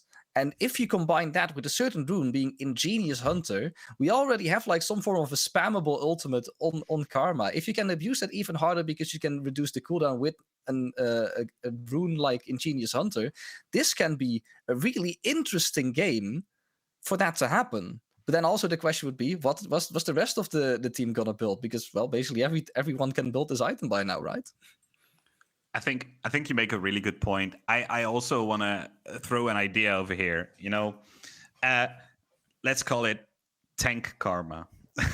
You build Heartsteel, and you just be a nuisance to the enemy team. And you go, both Demonic and Titanic, and then you get lots of AD and AP. And you keep stacking health. It sounds like a plan. It sounds like a thing you would do if you're trying to be a bully, and not just like give your lunch money bully, but like I'm gonna push you on the ground and I'm gonna step on your face kind of bully, So I'm really interested in what the Karma is going to build. I think you might be right. I think Tank Karma is right. You can always build full support if one of your teammates goes great. So I'm not sure what he's gonna do, but it's gonna be fantastic to watch. I'm sure of that. But I see someone in chat. No Tank Karma. No. They don't want the full Heartsteel bonking build on the enemy's face. I believe that during the first days of preseason, that was actually spammed really hard because everyone remembers stuff like Tank Karma top lane, Tank Victor top lane, Bruiser Fist top lane with Iceborne Gauntlet, Bruiser Echo top lane with Iceborne Gauntlet. Those aren't great memories, and I do imagine PTSD can work up fairly easily when you see one of those builds research again. But right now, I think that the best thing we can do is hop into the game and see what they can bring to us. I think that's a great idea, and I hope we can do that as soon as possible, I guess. We have a buck game, of course. Well, let's talk about this top lane matchup then. So it's Cassante versus, what was it again? Mordekaiser. But Mordekaiser. Apparently so that's instantly hopping into game. Instantly we go. All right, but I still want to know that matchup because I haven't played Summoner's Rift that much lately. I was just exploring WoW and raiding and stuff and being a different kind of nerd. So what is this matchup like? Cassante versus the Mordekaiser. I mean, Mordekaiser really wants to be in your face. I imagine Cassante wants as well. So I'm really excited for what this matchup is going to be. So in a general sense, I'd say Cassante doesn't really mind if Mordekaiser is all up in his face. The difference breaker being that Cassante is looking more for like small burst trades, making sure that he can chip away slowly at the HP bar of Mordekaiser, and if the opportunity gives itself, can have a small freeze in front of his tower that if the Mordekaiser oversteps to make this trade, he can kidnap him into tower, like we've seen in game number 1, that you can hop the enemy over your shoulder with the third cast of your Q, and then making sure you dash them back into tower with your W, because that also repositions, and when you get level 6 you can do it even better, because you also have your ultimate as an extra knockback to make sure your enemy is getting under tower. For the Mordekaiser it is, if every single trade you can extend to a certain amount so your passive can start ticking on the enemy Cassante's HP bar, you're already winning that fight. So I think it is more of a skill matchup. I haven't seen a lot of it yet. That is why I'm really careful with my words, because for the same purpose, Rinwo can just completely obliterate the Elden Prince here or the other way around. The thing that Elden Prince has is that he has to ignite on the top lane against the teleport from Rinwo. So Rinwo does have to be a little bit careful in his like really close trades, because the moment he gets ignited, there isn't a lot he can do against it. Maybe trade 1-for-1 if he's low enough. All right, as we start in this early game where TSCA did get a ward on the red buff, so they know where the Graves has started. And Clueless needs to see if he's expected somewhere else. Until now, Tom Sonic doesn't really do anything with that information. He just knows that, oh, he's probably not going to invade me with that. So they both do like their rounds right now. But maybe for ganks is going to be a thing. I think the most important information Tom Sonic is gathering from this ward is that he knows that Clueless is going to be pathing on a different side than he is, and he knows that his bot lane, being Lucianami, is one of the strongest bot lanes in the game, and he wants to get that lane ahead in every way, in every way, shape, or form possible. And right now, he's of course just playing Maokai, trying to do his clear, but the moment he enters bot lane, he knows that Clueless can't be there to counter ganking, and they might look for an opportunity that looks more risky at first phase, but the moment you know you can do it because there is no answer coming out from Clueless, all he can do is make a counterplay on the other side of the map, might be more worth to take for his side of the map. So therefore, I do believe that this information is really key for how Tom Sonic wants to play this matchup. All right, thanks you for answering that question. No problem. My jungle game is awful. So basically, if I'm playing jungle, it's Bel'Veth only. So it's also just really brain fun dead, farm 2-6 and just gank some people. So which is great, by the way. We saw a little bit of a skirmish in the mid lane, by the way, because there was a trade from the Victor onto the Karma, but with a great root, the Karma did some damage back. It was a while back. I just wanted to touch upon it. I'm sorry about that. Just me being completely interested in this game. It's my first game in a while, I guess. So yeah, I'm a bit excited. There is a lot of new stuff, of course. Tom Sonic doesn't know he's dancing on the ward. That might be... but also Clueless as well. So both junglers down. Everyone knows everyone's here. I wonder who they think are stronger, because Tom knows that he can take a risk, but is it enough? the Ashe is really playing with her life, Yeah, and there we there go. goes the Twisted Advance. A great flash gets him out of danger, and now it is on. It is on like the 4th of July if we were in America, but we aren't. Tom Sonic is gonna survive by his teeth, just barely touching that heel. Rose? Is it going to be first blood? Oh. It's gonna be first blood for the Ashe, which is great. And even Tom Sonic is falling because he can't leave his brother if he's alive. And we'll see that the Nami trying to trade something back, but only the Ashe falls. So Lissy falls, but 2 from TSEA go down, which is crazy. Why did the Maokai go back? That was maybe he tried to get there, so get the kill on the Ashe. I suppose he did get an assist on that, but it was the Nami who picked it up. I mean, the idea that started all of this from TSEA was great. Like knowing that there is. I mean, the engage of the Twisted Advance was great. It was great. There was a great flash from Lissy, and the heal came out. So good kiting on his part. But the extended trade just went the way of Paragon there. True. Also, it's just Tom Sonic having to deal with limited information. I don't know if he knew that he was standing on the ward. And whilst he did know that Clueless was there, so they did have the information they were going to be fighting a 3v3, they were probably also in the understanding that the enemy didn't know it was going to be a 3v3 and that Clueless was just going to be there, that in case Rose and his support were to dive on their bot lane, they would have an answer, think they were fighting 3v2 against the bot lane, boom, out of nowhere, Tom Sonic's there. And maybe if you can get the jump on an enemy, that would work. But in this scenario where both sides know it is, or at least for the side of Paragon knows that they are going to be fighting a 3v3 situation, they had the better setup. There was a good flash coming out from Lissy, and in my eyes, it was really greedy from Rose B&D not cleansing the exhaust from the enemy Lulu, because that also denied him a lot of damage being dealt towards a champion like the Lulu, that like the Ashe, that still fell in the end, but it could have been quicker, and all you do is burn a summoner at the cost of a different summoner. I even believe that cleanse is going to be up at the very least at the same timing as exhaust, so it's not that bad.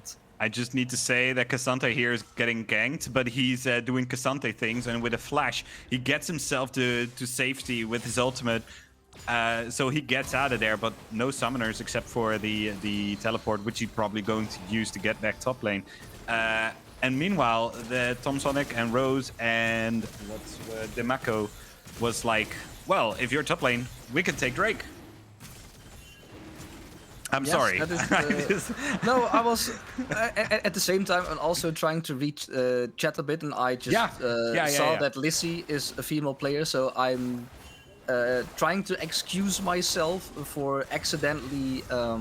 Me too. I called it a he. So misusing pronouns that's indeed, because of course there is a stereotype that a lot of players in esports are in general male players.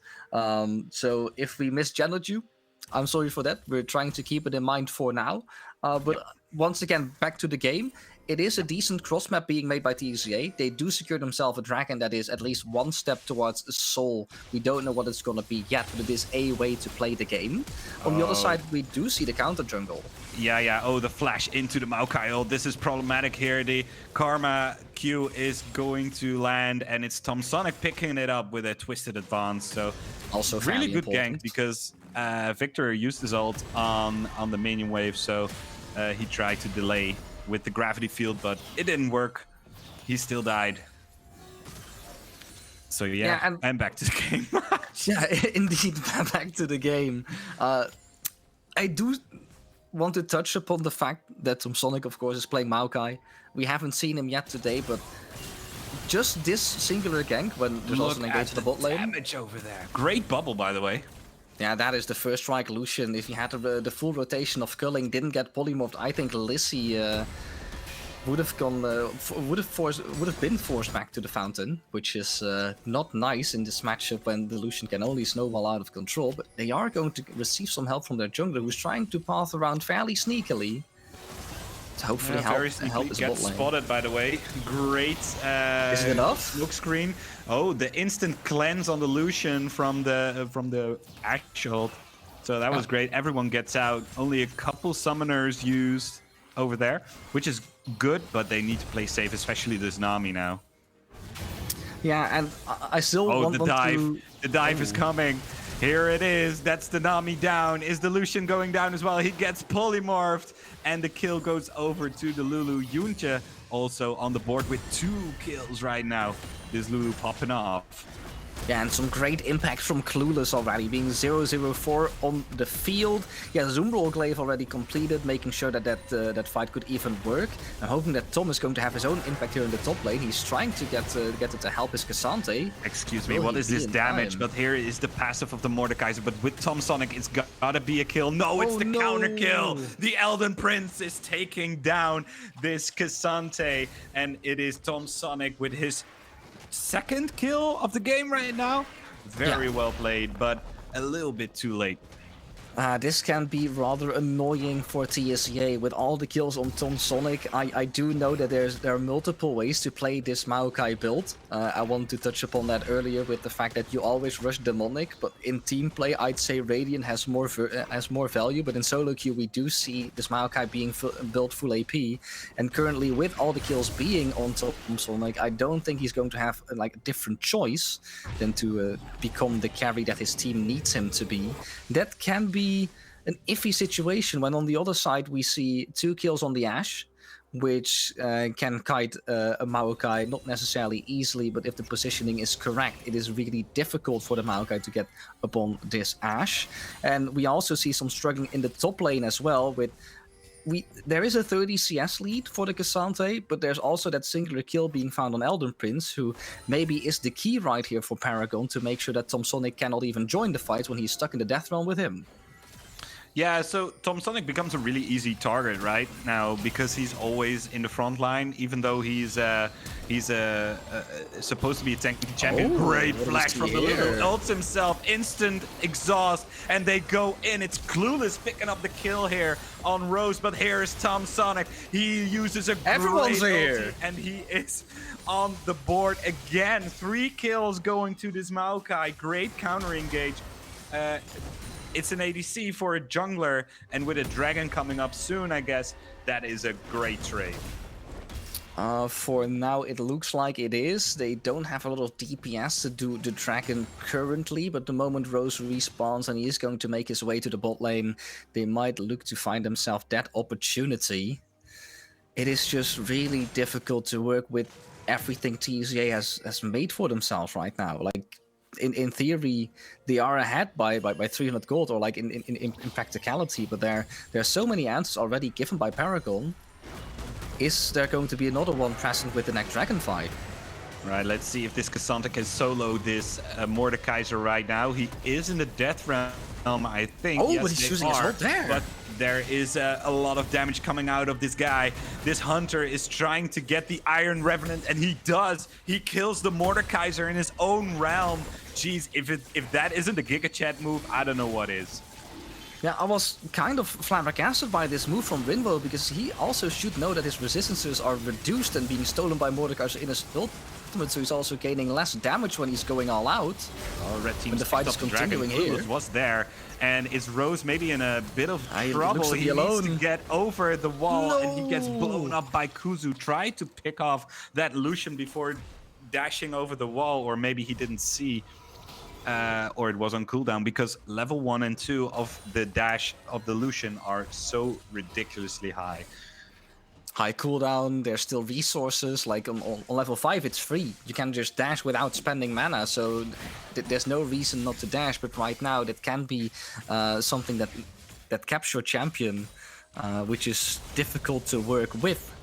But for Rose, it was just kind of a messy fight in general. They just want to take the dragon for free. They got counter collapsed on. Clueless can also freely dash over the wall. And when the communications aren't there, then it is a really difficult fight. Tom Sonic, I do believe he had his ultimate ready. It doesn't really matter in that situation because you're getting flanked from 2 sides. You can't just choose one and to completely ignore the other. And we prefer to see it used in this way, because look at the way this ultimate just covers a full lane. It goes so far. Yeah, and it whiffs a little bit because the root didn't land from the Karma. So great flash from the Victor. And here goes Cassante again on his way to put some iron into his pocket. And the Elden Prince is just running away, trying to get to his tower. And he gets there, tries to re-engage, but the claw doesn't hit. Also, Herald spawns, so maybe the first blood tower is going down, but there's still a Victor which can clear away. Great Ash Arrow! There is an amazing Ash guy all the way from downtown bot lane, and the Maokai goes down, and that is the issue here. If you're trying to build AP Maokai, you become very squishy. Moxia, there's only one thing I can say right now. What With can you that say? Ash Tell me about Arrow, all I can say is that Lizzie is showing the boys who's girl balls. Because that was a great arrow from all the way down bot lane, making sure that they can fight that mid lane fight. Incredible. Yeah, that's a great arrow, man. I can't believe that. Also, Rose must be a little bit salty right now because he's 0-4 in what's supposed to be a winning lane. So I can only say great counter ganks and great positioning from Lissy and her support. But yeah, so can you see what the goal difference is? I think it's 300 right now. Yeah, it's about 300 gold. It is fairly difficult to see on our live view, but if you have the stream itself open on your other tab, then sometimes you can sneak in a little bit of information. It is from 2 seconds ago, but not a lot changes unless there's a really big team fight. So it is about 300 gold in the advantage of Paragon. I wouldn't have called that by just draft only, because I still believe that TSC has the better draft. What keeps them breathing in this game, though, is the fact that they have 2 dragons already under their belt. For some reason, they can keep consistently keep getting priority over the dragon, just to keep taking them for themselves, and that right now is really important. It just makes sure that they keep breathing step by step. They're moving towards that soul point, and hopefully also able to make the gambit we've seen a couple games earlier, where you have the position where a dragon is spawning and your enemy knows this is going to be soul point, we have to contest it, but do we want to give Baron away for that cost? Oh, this flash though from the Mordekaiser coming out of nowhere, trying to get out of the Karma route. Also, this Cassante just got first blood tower, which is crazy. This guy is huge. Also has his mythic completed already. Yep, and with on the way for his next item gets rooted here, but there was another arrow coming in. Is there an arrow coming in? I don't see an arrow on my screen. It hit the Cassante. I was, of course, being behind a little bit because I was using the stream footage. It did hit Winwow, so thus far, Lissy is still having a 100% arrow hit rate when it goes global, which is a really important stat to keep track of. Yeah, Rose is gonna give up the tower here, I guess. I mean, he's trying to clear the waves, but next wave, that tower is gone. But yeah, I think it's pretty equal. I mean, advantages are on both teams, right? So if this Cassante is starting to go into the team fight and he gets someone isolated, I think TSCA can very good kill someone on the spot. And on the other hand, I mean, I think Paragon can kite for days, but I think somewhere you need your Mordekaiser to delete someone. Speaking of Cassante trying to influence the game, here he is killing this Victor, and also the Mordekaiser is going down again. So great news for TSCA, and the guy is really... And it was such an important timing as well. Dragon was also on the map, so Paragon knew that they had to be around the bot side, wanting to contest that, and this should fairly freely be able to give over this Dragon Soul point over to TSCA. And when you started talking about Cassante can be the difference maker, having his items completed already. I don't know if he can instantly complete. It doesn't look like it. Maybe I thought that he would, but there's still a little bit to go to his Gargoyle Stone Plate. But a really important factor here is that it's not just another arrow that hits on the Nami this time. That's pretty good, but there's no follow-up, and this tower falls. And root doesn't land again. Ulti wasn't necessary, I guess. The root from the Maokai does land. Holds 3 members in their place. And look at the damage on this Lulu already. I think he needs to go B. I think TCA should spend some gold and defend mid. I think that's the plan. Yeah, they do have to do that, but I want to still touch upon like how they want to be team fighting, because there are a lot of team fighting tools in their champions. Like we've seen Tom Sonic use his ultimate a lot of times already, how it can influence the fights. They do have the Nami wave and Karma trying to keep them alive during all of the fights.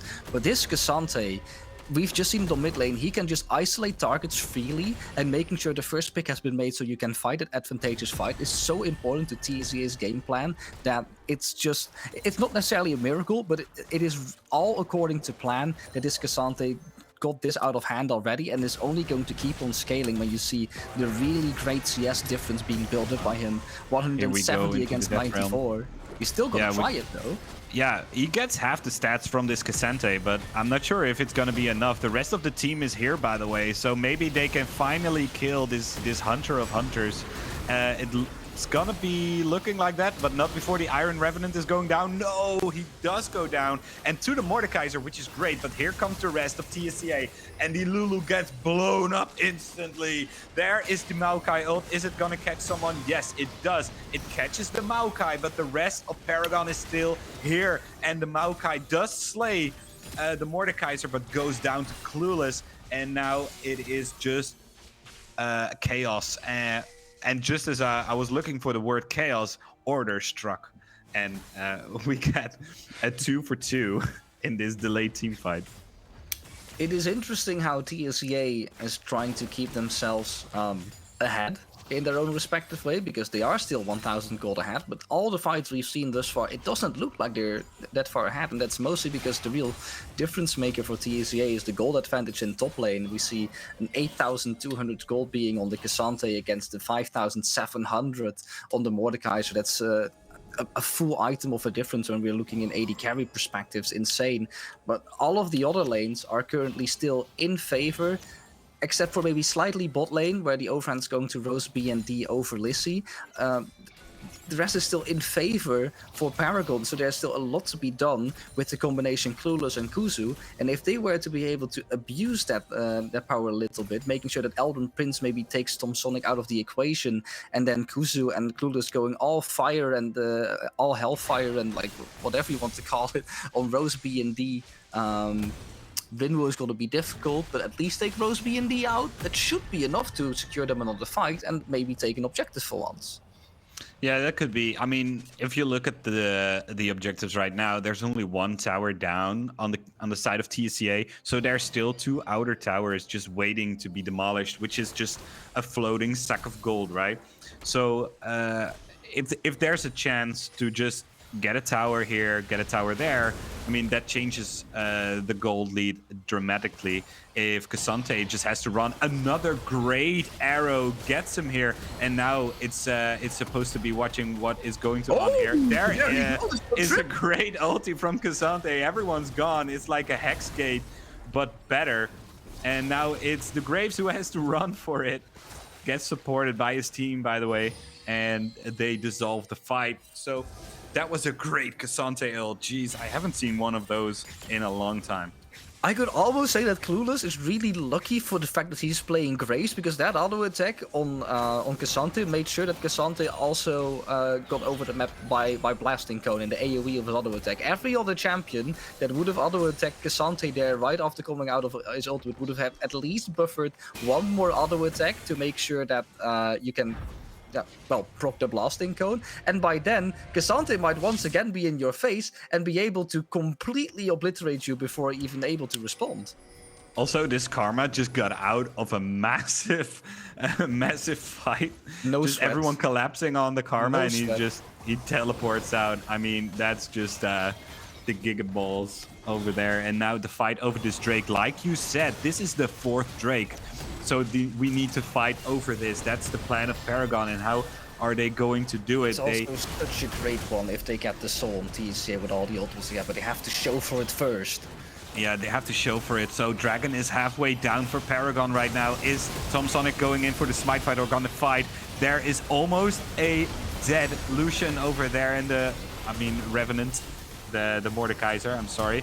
The shutdown goes to the grave, so that's a smite out of it. And now they should just focus the Drake over here, which is exactly what Tom is going to do as the Cassante nearly falls, but he survives. They get the Dragon, they get the Soul, and now it's Paragon who needs to get the hell out of there with just one death. This is so good for TSCA. Look at all of the ultimates they have. Like Cassante's All Out can benefit greatly from this movement speed boost he gets after casting it. The same thing goes for Maokai. Know that his ultimate normally only gives movement speeds towards targets if it catches someone, so if it snares someone. Now Tom Sonic instantly gets the benefit of movement speed, and even more on top of that if he roots someone with it. So that's double the bonus for him.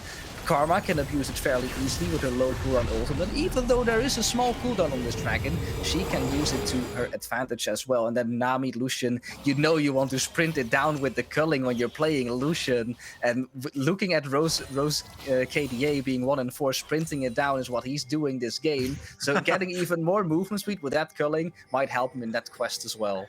If you get faster into the fight, you can get faster to the fountain. Remember, kids. And with those home guards, you will get faster into the fight again. So it's all a big circle right here, and Rose is doing it greatly. But no, all props to TSCA here, picking up the Soul, picking up the Baron.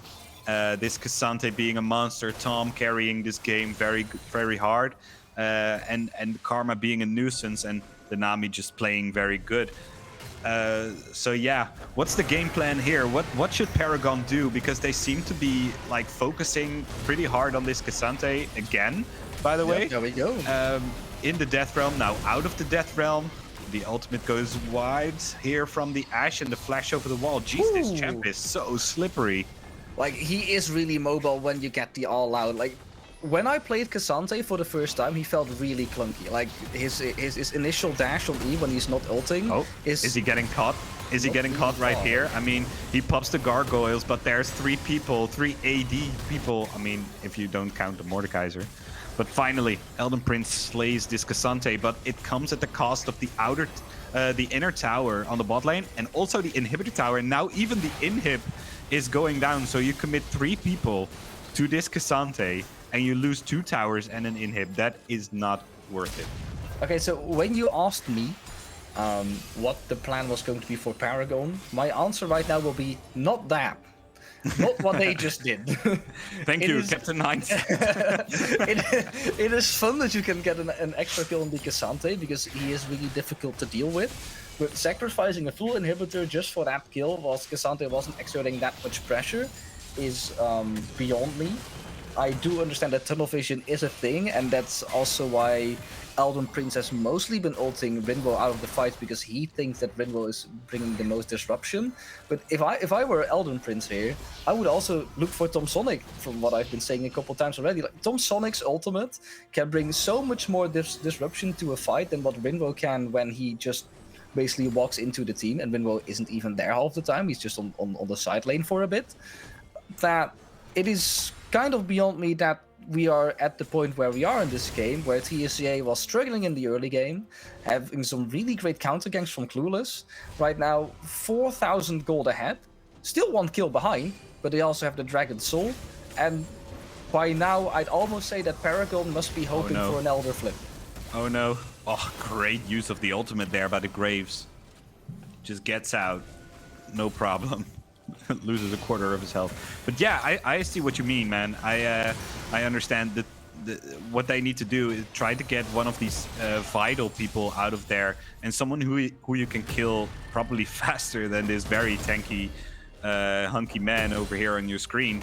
I mean, he's a menace. Yeah, he can be annoying. Yes, but maybe just get the Nami, get the Lucian, get the Karma, or get the Maokai, because those are more annoying champions because they outright kill people while you're focusing on this Cassante.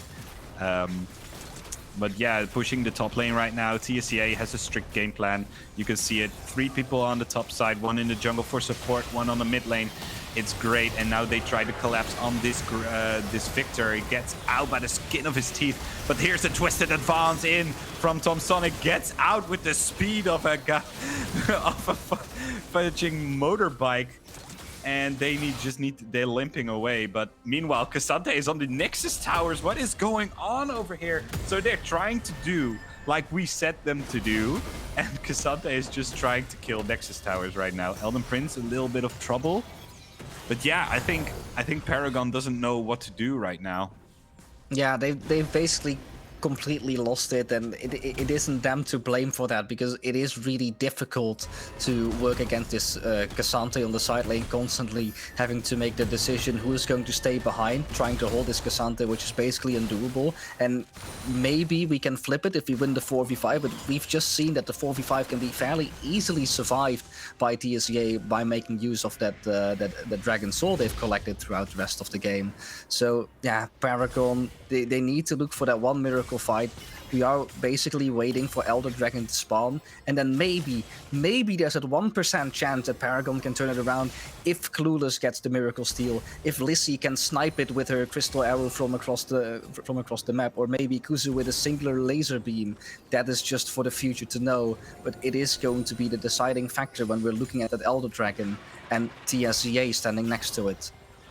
Yeah, and I really want to applaud TCA here for clear comms, clear objective focus, because you can really see that they're trying to do it like by the book. Just get one Drake, get two Drake, get both. They got both of these Rift Heralds as well. All the dragons now focusing on this Elder Dragon, trying to lure everyone out, or at least poke them out so they can. DCA can wait. They know they have the super minion wave. Yeah, they have the super minions, so they can wait. Someone needs to go back and deal with it. Probably the victor needs to go out, and you just need to sacrifice your graves trying to get this Elder Drake. By the way, this Cassante is demolishing mid lane towers as we speak, and he's going to kill the inhibitor as well. Also, the first Nexus tower has fallen, so they really have to do something. Also, this Lulu almost gets blown up. Nexus, yeah, Clueless is so low as well. Almost dead. Elder tries to survive, I guess, against this TCA team. But Lissy has a really big problem on her hand with this Cassante, and she gets knocked up, and even the tower can't help her now, and she needs to run into the fountain and gets killed on the steps as well. That sucks. But here we go. The fight is on, and it's 4v5, and just Tom Sonic runs with Mach 4 through the enemy team. That is a terrifying Maokai, while Cassante is finishing this game. Elder Dragon doesn't get focused anymore. They're just trying to get this Nexus, and it's on the Mordekaiser and the Lulu to stop this Cassante. His exhaust goes down. I think it's not working that hard. Here comes the rest of TSEA. This must be the winning push. I mean, the Nexus is almost down. Everyone is dancing around this fountain, and everyone lives. Rose gets another kill, patting his stats, 4 kills, and the 50 gold of the Nexus goes to the Cassante, and it's game. Jeez, what a snowball from TSEA there. It was once again just one singular point in the game where we went equal for a really big portion of it, but TSEA finding the upper hand is once again, I mean, for me to be expected. Like, we both predicted that they were going to be winning, even though it looked kind of shabby in the early stages. But yeah, it was just a complete team diff. Cassante is difficult to deal with. Tom Sonic had an amazing performance on the Maokai, and Rose was also doing his part on the Lucian. His KDA may not reflect that, but KDA doesn't matter when we look at the damage graphs, because he would be there, like, really apparent at the very least. I mean, Rose was like the meme, right? Like Rose was like, "Call an ambulance," but not for me. Yeah, and then of course he had the backup of both Radiant Virgil and Karma having a pocket Nami in the hope to stay alive. It was a really great showing from them, and they basically sent Paragon out into the woods and said, "Try and find your way out," and they couldn't. They were trying their best, trying everything they could.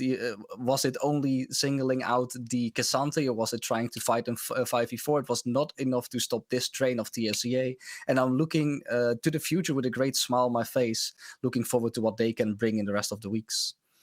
the woods came to Paragon in this game. True. This Maokai with the speed of a how do you say, a jet engine just runs into the enemy team like, catch me. It was like watching Rammus on steroids, but then a tree. So yeah, great game. Maybe great it's showing. a good thing that Rammus has been nerfed, because that was also really something to look at, to see a Rammus just go Mach 5 into someone's face, go defensive curl, and look at how your ADC one-shots itself. I can't believe that is something people have fun when they're watching that. Also, my background is doing crazy stuff right now. I'm not sure. It's just a green wall, but it's now blue. Can someone meme this? Sometimes the webcams on OBS Ninja do that, but I also think there's someone else we need to get back into this conversation, because he's been he's been watching from behind the scenes on how everything is unfolding. Our lovely host Blarstar, of course, has been here for a while. Hello. How did you look at this game from there, man?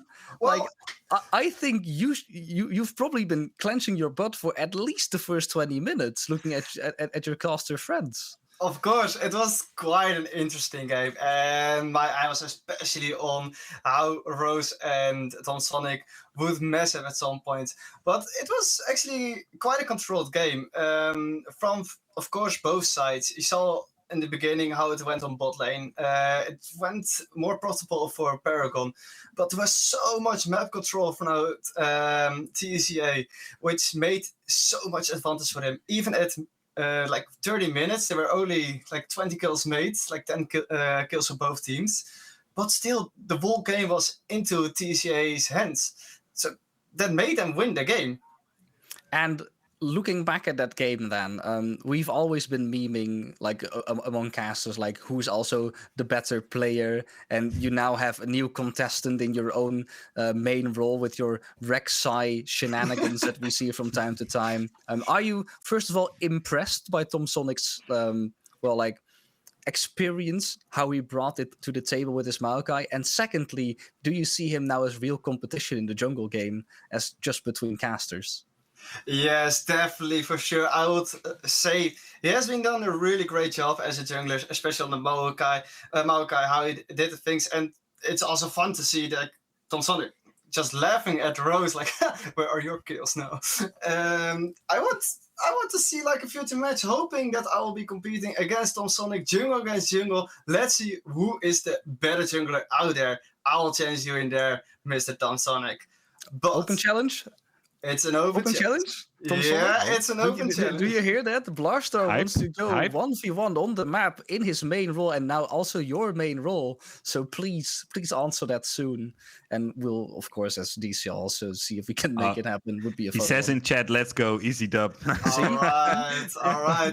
But be assured, if it's on a team play, my focus will still be, of course, on Rose. Just the AD carry.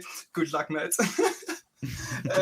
But further on, of course, we have this is the third match so far, and we are also closing in on the fourth match. The fourth match is also really interesting. It will be Xavier Zeus against Northern Lion Esports, with, of course, on the top lane Midget for Xavier, Scientress on the jungle, Fernandor on the mid lane, GFLO on AD carry with together Lucas DJ 2002 as support. And when we look at North Lions Esport, yes, we have notes already. We are not here with Dr. Saul and Hug Me Please on the desk anymore. They are playing the game. They are on top and jungle. As mid laner, they have Nitro, AD carry Mice, and as support, the pressing times. If you see those teams, what are your opinions? Let's start first with you, Dermot. Okay, so for me, it is going to be a really hard-fought match, because I know both of these teams, at least slightly. I have seen Northern Lions perform last split when they also had Dr. Saw and Hug Me Please on occasion, and I do think they're great in their respective roles. Saw, of course, has played a lot of competitive League of Legends back in the day, and Hug Me Please is probably one of the best Amumu players in the jungle, because we all know that it's a support now. But looking at Zephyr as well, for me, Zephyr is a team that I've seen them play a couple of times in the last couple of months. Like besides DCL, DSL, they also participate in more like local tournaments. And as you know, I'm from Eindhoven. They're a student organization from Eindhoven, so I've seen them play in different tournaments as well. And I think they are a really scary team. It is not for nothing that this team is fairly new when you look at their roster. They are quote unquote the best team Zephyr has to offer right now, not taking into account the old teams they had last season. And when you see how they can execute upon goals together in combination with great drafts, I think there's a lot to be expected from this Zephyr lineup.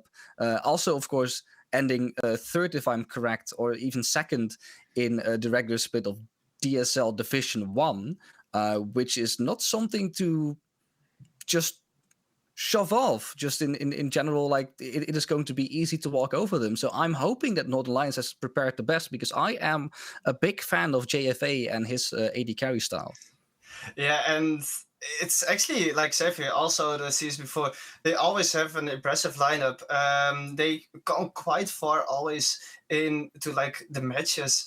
The biggest thing about Northern Lions Esports, you have now Dr. Shaw again in the top lane. He has a high priority ban always on his Darius. Maxia, what do you think about the Northern Lions Esports setup? So I'm the complete opposite here of Dermot, which is I don't know jack anything about this. I mean, I know Dr. Saul, I know Hug Me Please, but that's where it ends. So I'm just here to see a great game of League of Legends. And if I believe what Dormat is saying, which is almost all of the time, I mean, I love the guy. So it's going to be a very close game, and I'm really excited to watch. And if this is the best team Zephyr has to offer, I mean, Zephyr goes back so many years in the DCL as well. I mean, they were in the league with 2 or 3 teams at one point. It's always fun to watch them, and Northern Lions is just always top tier. So I really like watching Northern Lions. So I'm really excited about this game, and it's the last game of the day, so we better make it like exciting as well, right?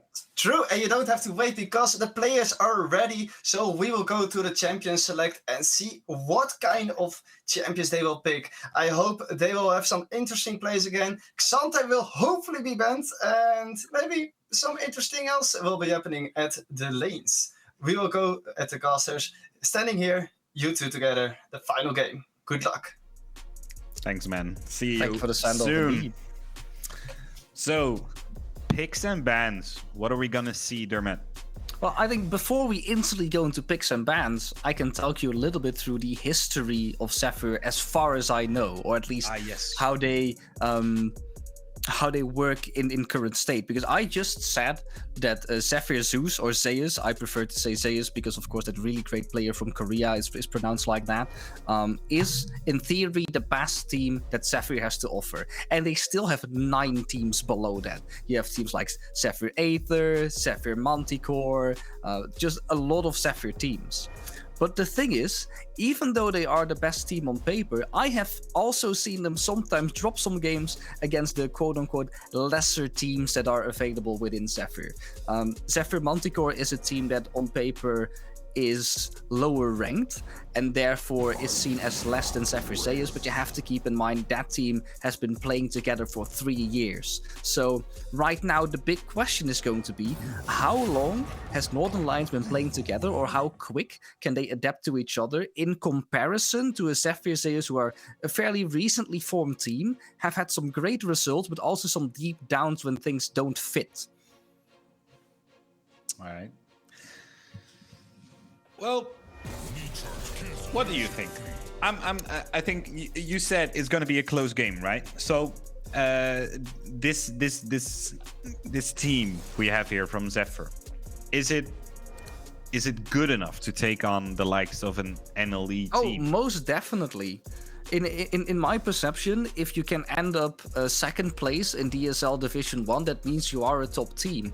But it is a team that basically, if you were to compare them to, well, it maybe goes a little bit over my head, but if I were to compare them to like a G2 or a Fnatic, it's teams with history where they are a really great team, but they also have had deep downs during the times that things weren't going well for them. So for me, that is the question. Is Zephyr right now in their top performance, and can they show them all corners of the map when it comes to Northern Lions? Or is Zephyr in such a state right now that Northern Lions can practically walk over them? And if that's going to be enough to win that game, that is what I'm trying to say. All right, let's. Can we go to the pick and bans now? Because I really want to talk about this. All right, so most definitely. Wukong picked up here for Zephyr, like it, which is a great pick. I mean, solid jungle, great. Lucian hovered, like it as well. On the other side, Mordekaiser and Nautilus. Yeah. So this Nautilus, paint me a word picture. How annoying is going to be a Nautilus against a Wukong? Against a Lucian, against a Nami, I mean, that it's a fish. It's supposed to get hooked. True. So, like, lore-wise, you'd be completely correct. The thing is that with Nautilus, 9 to 10 times you see it combined with the Kai'Sa, which is currently being locked in and being secured for the Northern Lion side. And my big issue instantly is that you can abuse this lane if the Nami's positioning isn't on point, because then every single time Nami's out of position because you have to wait for Lucian to dash in with you, you can be punished and be picked away by the combination Nautilus Kai'Sa. But Kai'Sa isn't necessarily the strongest champion during the early game and can be abused the other way around by Lucian Nami, who have a much easier way of collapsing onto a Kai'Sa, since all they have to do is jump in with the Nami E and just auto-attack her to death. Good thing Electrocute doesn't work on Nami anymore, because then Kai'Sa would have been ultra doomed. But for me, it is still fairly difficult to commit such a bot lane composition into Lucian Nami, because, well, I can say anything about this combination of champion, but in the end, it is still Lucian Nami, in my eyes, the best bot lane combination you can pick. And it's really good from Zephyr that they have been able to get their hands on this combination of champions this early into the game, whilst also having the priority pick in the top lane. Or in the jungle, actually, because that's the Wukong. All right, that sounds very clear. So it's going to be a tough lane here for Northern Lions. Also, Orianna picked up here for Nitro, which is a great all-round mid laner. I always say this during my cast whenever Orianna is hovered or picked up. I mean, Victor or Orianna are champions who can just chill, clear the wave, and always be useful in the game somewhere, somehow. If it's for clearing waves, in Orianna's case, it's the shock wave. It doesn't matter. You always are useful. And I'm really curious what Zephyr is going to put it against it. I think it's going to be this Victor, because a control mage should be answered with a control mage, in my opinion. So in the general sense, yeah. Yeah, so I think this Victor is going to round out the comp for Zephyr here, and we're just gonna look at jungle, I guess, for... Oh, geez, I almost thought it was immediately locked in, but... So, Mordekaiser jungle. Yeah, that is the case. That a thing? So, it has been the case for most of preseason, because Mordekaiser was fairly fast in clearing his first jungle, and with the jungle changes, every single other champion was slower. So therefore, you were already ahead by one step. And whilst he has been nerfed, I do see the potential in picking him into something like Wukong, because, like I said last game, back then it was Mordekaiser top lane.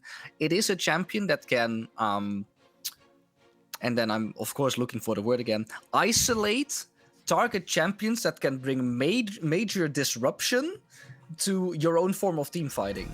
So in this scenario, you see draft is being opened by Wukong, and Wukong's ultimate can bring so much disruption to a team fight, you would prefer to have him in Death Realm, and if he ults you there, it's completely fine, because then it doesn't disrupt the rest of your team, and they can have their own fight outside Death Realm, and you're just making sure that Wukong cannot do his main purpose within the team.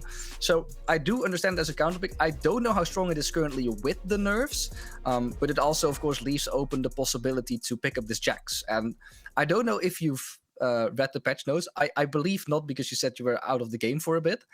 So I have to tell you, Jax has been slightly changed this patch. Yeah, they I saw wanted to give something him some about more like playability. Yeah. Yeah. Some more skill expression. So we will see how that goes in the game. But it does. It gives me a big smile on my face to see Jax being picked right here, since a really clear game plan was being made up by Zephyr, where they have a really strong bot side of the map with, once again, the Lucian Nami we saw from TSEA. And right now, so the Cassante, they had the pressure, or like the priority on the Sion top lane, which also doesn't surprise me, because Midget really prefers to play these weak-sided top laners, so that the rest of his team can flourish while he can just do his thing in the top lane. And Sion can also be a champion that can be used in the side lane, because we all know Dabao solo bolo. He just goes in the side lane with his Hullbreaker, make sure all of your towers die before you even notice that he's there. Maybe have some good deaths, and then say easy. What was it? VPGG. In chat, something like that. Yeah, but then, to be honest, if you play Sion like that, you're just playing PvE, right? In a way, yes, but also with the new addition of Heartsteel, like the Heartsteel stacks are so satisfying on this champion, because you get more HP and your W does the same thing, so you can become ultra tank, making sure you're unkillable in HP. Resistance is not necessarily, but that's beside the point in the end. But also Sion being able to join team fights if you don't want to full commit on split pushing is really nice. He does have a decent amount of AoE abilities, like his Q knockup. His shield makes him a fairly nuisance to deal with when it comes to him being a tank. And his ultimate can be used for engages every now and then. So I really like where Zephyr is going with their composition. So that only leaves one lane to be talked about, and you said that you really like Orianna when she's being played, and I share the same sentiment. The thing is that in the history of League of Legends, you see that when mid lane hasn't been completely figured out, and right now with Ryze and Kassadin on the rise, which is a funny wordpun that I totally didn't intend to make, a lot of mid laners don't instantly want to go for that, since it is a new patch and we've only been playing on it today. So it can be really susceptible to look for, Ryze now 52% win rate, we should blind pick it. That can be a real bad thing to do. So in general, we see a fallback to mages who have always been performing during regular season. So then we're talking about a control mage like Orianna, Syndra before she became a scaling mage, and Victor. With two of those three champions are here in the game present. So I am really looking forward, mostly, except for what I've been talking about from Zephyr's side, how Northern Lions is going to be pilot a champion like Orianna with the current champions they have, since there's not a solid go option for an Orianna to put a ball on, what we're used to. But in general, Orianna is a champion that, in my personal opinion, can reach power skills or power points for itself earlier than Victor. Like, for some reason, she just hits her power spikes a bit earlier on like 2 items instead of 3 before Victor can, because he still has his passive in play and he needs to play a little bit longer to get that up and going. So if there's any difference maker in this game that should swing it for Northern Lions, in my personal opinion, it is probably going to be Orianna, and that is what I'd like to see in this game. I think you make a good point. I mean, Orianna feels faster or more useful earlier than the Victor, I guess. Maybe because it is of the old, or maybe it's items, or indeed the passive. But I think Orianna makes like a difference pretty early. I mean, you can try to gank bot lane as a Victor, but if you don't blow up somebody with your ulti and combo and help of your other team, I mean, you just, what did you do? You threw down your gravity field and that's it. With Orianna, you can actually reach people, smack them back with the shockwave, and let your team finish it off. You're like a support and a mid laner with great damage into one. So I will say, yeah, Orianna has like the slight edge there. But I think it's also mostly a skill issue right there. I mean, if you can, no, not like that, not like fair. not like, oh, Midget sucks and Nitro is skill good. issue. Dab on them haters. Yeah, exactly. Dab on them haters, dab on the millennials. I don't care. No, it's like it depends, you know. So Orianna is always useful, but can fall back really hard, and then you only have your ulti. Where if Victor gets ahead, he just steamrolls and gets a very annoying, almost burst champion like LeBlanc or something. So, yeah, I mean, be careful on both sides, I guess. If Hug Me Please here is going to spot the Wukong there, gets a ward out. Also, we're in the final game of the day. Exactly, boys and girls. This is going to be one for the ages, then, you'd say. It's one for the ages. No, I just want to know who's going to win now that you know the drafts. And now for since me, we're in the game. It's still Zephyr favored, and I was kind of clenching it when I saw this like slight invade coming out from the bot lane on Northern Lion side, because we all know that if the Nami wasn't pathing the way she did to reach JFA there, she would have solo walked into the combination Kai'Sa Nautilus. And I just said that Lucian Nami is really strong into Kai'Sa Nautilus, but just the Nami is susceptible for damage, so that is something you don't want to see. Also, Kai'Sa is going to be a little bit late into the lane, and that's because she forgot to buy items. You hate to see it. That is an even bigger yikers than what happened in the first place. Maybe it was a strat that if they got a kill there on the Nami, you could buy something that's not a Doran's item, because you instantly gain 400 gold, so that means your starting gold is now 900, you can buy pickaxe. Very nice. No, that's actually pushing it. I don't think that's the plan, but at least we can say something to make sure that not everyone thinks that it's a really poor mistake. It wasn't. It was planned, of course. It's all planned. You know that. It's. I mean, exactly. He just wanted to get an extra pot. Wait, no. He wanted to switch his drink. No, all right. Also not. He can try and fish. We'll sit here all day. He spilled some tea. That's fine. It's fine. Exactly. No worries, guys. He's only 6 CS down. I mean, it's Kai'Sa. He'll be fine. Have to press Q sometime. We already predicted that this laning phase was going to be rough for Kai'Sa Nautilus. Right now, it is going to be even more tough. But good thing for the Northern Lions is that I'd say they want to play through topside. Like Dr. Saw, always known for playing carry champions. We talked about the Darius already. That instantly gets banned. That's of course a logical thing to do. With the new Jax, I don't know how much practice he has on it, but knowing Saw, he has a combination of raw skill and just wanting to have fun. So in the scenario that they ban his Darius, and for him there's nothing else that he knows that he can instantly pull out into a Sion, he'd basically say, this is a new champion, it looks fun, I want to play this. And knowing Jax, also being a carry champion, I think he became even stronger with the changes he actually got today. It should be fine. They can just leave it in the hands of Saw, and Nitro, Hug Me Please, just moves in between a little bit, and that should make sure that they have some bringing into this game, because we both know that by now this bot lane is going to be a rough cookie to take during the rest of this game. So what actually did change about the Jax? Because I still see the Counter-Strike. I still see the leap. What did change? What made this champion better?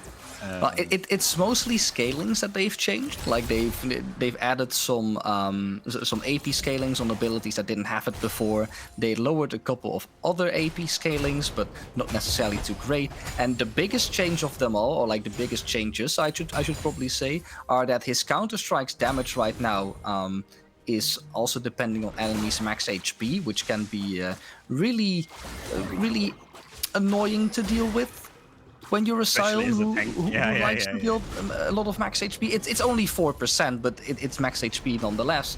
And his ultimate, before it was just a cast where you gained bonus resistances, and the passive where every third auto attack you do like a super auto attack. The passive is still there, but the active right now also does an AoE swing attack. So you just like whoosh whoosh, and then if you hit people, you get the resistances. So it is decent. It is better. It feels like there's more you can do with the champion. But it doesn't instantly have to mean that it is better on paper, because it basically isn't. But it's nice to have an extra attack. It's just Jax. It's just Jax in the end. It's just Jax. Speaking of damages, there is a Lucian and a Nami here who's bullying the Kai'Sa away from her team while the Drake was started by this Mordekaiser, which gives me horrible flashbacks to a dragon. There's no forest. But still, there's the first blood falling here, and it's going to get... I'm sorry, I was completely out of it because I was trying to find a pun. Yeah, don't worry about it. No, so 1 kill over to each team. Oh no, 2 kills over to Zephyr, who also got first blood, by the way. But good counter kill here from Hug Me Please, who goes down in the end. But situation still rather unfortunate for Zephyr. They didn't get the dragon, and first blood went over to Nami. Whilst I'd say that if JFA got the first blood right here, he would have an instantly just a bigger lead over Mice, which makes it easier for him to pilot his champion. So for now, that early kills on the Nami, okay, earlier Imperial Mandate, but having access to Guild Force this early into the game, I don't think he'd go for it, since he does have the Dirk already, so he wouldn't rush for the Guild Force, but having the gold available to have it even earlier gives a lot of kill pressure to this lane, and that is something you'd like to see. So yes, they do have a gold advantage, but are they on the right players when the Dragon is also being taken? It's also a lot of damage on a Nami, but this Nautilus may be caught here, gets the shield from the Guardian, from the rune, but it isn't enough and goes down to JFA lol. Hug Me Please is now bullying this poor Scion. He just wanted to chop some wood in the jungle, but nope, there's a guy in a metal suit trying to prevent him. So, 3 kills. I never thought that Mordekaiser would be Team Trees. No, right? I'd say that he'd be Team Iron or something. Yeah, like go to the mines or something. This Orianna just used her ult just to clear the wave and give some more poke on this Victor. No need for kill pressure because she had no mana. So that's that's a classic thing we've heard before. You have no mana. You have no mana. The mid lane story. Also, this Wukong is now getting spotted. Maybe get some poke on it. No, the Nami just clears the wards and get out. Dr. Saw here. About half health, just farming it away. 59 versus 58, but the Scion has a slight edge because he has more minions here. Yeah, and that's like... You got it with this with the bomb. This is what Midget... His entire game plan is. He was bullied a little bit by Hug Me Please, but it doesn't matter because his lane is there to suffer. He just needs to make space that he's a role that can soak a lot of damage, maybe have a little bit of pressure, but all the attention of the jungle of the mid lane. Oh no! Oh, exhaust goes down. Is it enough? Is it the Nami who's getting the kill? Yes, it is. The auto attack is enough as the Scion tries to disrupt here with something else. Oh, is this enough? Is it going to be enough? The Death Realm goes down, and the ultimate from the Victor was outside of the Death Realm. Also, Dr. Saw trying to sacrifice himself so the Mordekaiser gets away and gets out himself. So great play here from Northern Lions. It is the play Northern Lions needs right now to get back into the game. Oh no. But of course, instantly things go south on the other side, and JFA, I told you before the game, like, this is the AD carry I'm looking out for together with Mechanics. He's doing such a great job already, and he's showing it just like Mechanics did earlier today as well, that they can both play a really mean Lucian, or maybe even Caitlyn if we take the game of Mechanics. Also great tidal wave, by the way, from the Nami. Yes. But yeah. I wanted to point onto something that happened earlier, because when the Nami took the second kill for her of this game, what was interesting to me is that there must have been one form of miscommunication, since JFA also flashed to try and secure that kill, and if you flash to commit for a kill, being in voice comms as well, it must be really obnoxious or really annoying that your support still takes the kill, even though you've hard committed to take it yourself. Also, can we just highlight? We just saw the gold in the screen, by the way. Lucian has 2k over his enemy AD carry. Yeah, his direct lane the opponent. Kai'Sa, which is crazy. There's almost look at that. Look at the CS difference. 74 to the Lucian, 46 over to the Kai'Sa. That is an issue. That is a problem right there. Yeah, it is a problem, and it's Kai'Sa- only going to get worse because you should also know that this Lucian is playing the first strike, which allows him to deal more damage. It's also money printing. He's a ranged champion. He gets a little bit less, but a part of the bonus damage, you can see it right here, converted into gold as well. Crazy.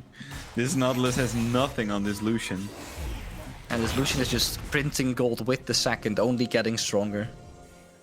Yeah, That Rift is Herald going to be pops annoying. on the mid lane, by the way, just to soak up some gold from the plates who disappear in 2-3 minutes.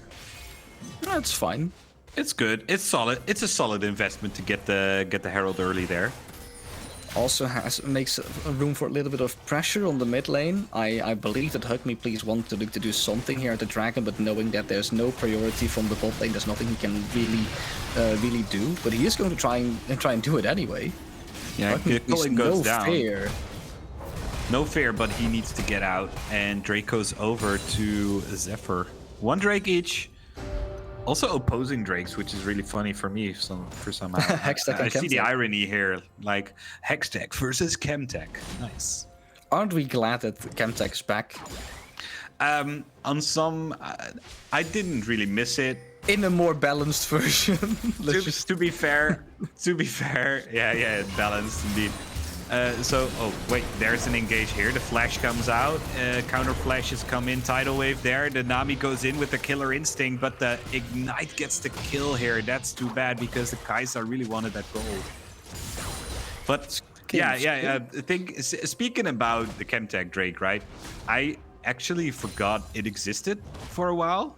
Like when it got deleted off the Rift, I was like, oh yeah, I understand that because it's broken as all hell. And then a few months went by and I just forgot it was a Drake. I just forgot it. I mean, I was like, oh yeah, Hextech Drake. that is logical. Like, That's it. if you don't see it for a long span of time, then I do believe that things start to be forgotten. Yeah, And like the Tarek. same Who goes knows? for that. Who knows about Tarek? I mean, Maybe an OTP here or there that knows about the champion. I know a couple players who like to play it in the jungle as well. someone in chat like, Tarek is my main, how dare you? Also, this Kai'Sa's getting blown up, Ignite is down and goes down. This guy Lucas is a pretty good player over here. JFA goes down to the Mordekaiser, but only barely, almost takes the Iron Revenant with him. And it's a 2 for 2 on the bot side. Yep, it's Lucas having to give his life but not dying without getting something in return. Saul apparently is going for the enemy blue buff, knowing that there's nothing he's doing against Midget right now, so better get his spoils from somewhere else. That is also an interesting rotation to be made that early. He's just sacrificing a full wave, making sure that he can deny a buff from Scientist, who is not necessarily playing around the camps. Also, Hug Me Please goes down here, which is really weird. Why would you stay? You knew the Wukong was there. Like, just get out. Yeah. But he really wanted to push the wave into the turret. They either should have known, or Saul must have given misinformation about blue buff being up, so a high probability of Wukong pathing. Oh, top jeez. side for one Jeez, is reason this or dead another. Kai'Sa? Nautilus coming for a rescue, tries to hook it in, but goes wide. I'm not sure if they even could go in if the hook landed. I don't believe so, and I mostly believe that Mice is really lucky that Gale Force wasn't cooldown, because with Gale Force, JFA just gets another kill there. So, but yeah, that sacrifice from Hug Me Please, I mean, I was really surprised. That's 500 gold over to the Wukong. That's crazy money if you think about it. Yep, that is crazy money, and also keep in mind that Scientist was one level down when it happened, so giving more downtime to Hug Me Please means that Scientist has more time to catch up, so now they're equal again in EXP, and he's even ahead in CS, so it's a big blunder by the jungler from Northern Lions, but once again, small mistakes are there to be made. You can still see that he has a major goal advantage because of the kills that he's collected thus far, so nothing of too much value is lost in the process. It's just unfortunate that it were to happen. Yeah, so we see clearly that Zephyr is doing great. That's almost a dead that is a dead Nautilus. Jeez, Lucas gets it by the ebb and flow, I guess. That was crazy damage from this Lucian. I'd be rather annoyed if I were JFA right now. 5 of my kills being on my support. Like 1 or 2 is acceptable, but 5 kills. Like, please, Lucas, give the man some bread as well. He needs some gold to finish his hyper carry items. Dr. Saw thinks about joining his team, but rather stays top. It's like hitting your face into a brick wall playing against his Scion. Man, that's a big wall of meat. So he does the big bonk, gaining himself some more HP, and well, by that more HP for the Jax to cut through. It's not making it any more like fun to play into this matchup. He does the big bonk. It is always the big one. Like, have you actually heard the sound effect of Heartsteel? Yes, I did. It is the big bomb. You can even mod it to make it sound like you're dropping a lead pipe onto something, which makes it even more fun. Has someone already did it, like the item, combined it with Deadman's Plate? That's also a bonk. That's also a bonk. You can go double bonk if you want. I normally see it combined with things like either Titanic or Demonic, depending on the source of damage on the champion. But I would like to see it with Deadman. It's just that Deadman's as an item is currently really understated, and I don't really see any champion make use of it that like properly. Do it for the bonk. I mean, the Nami's getting collapsed on here.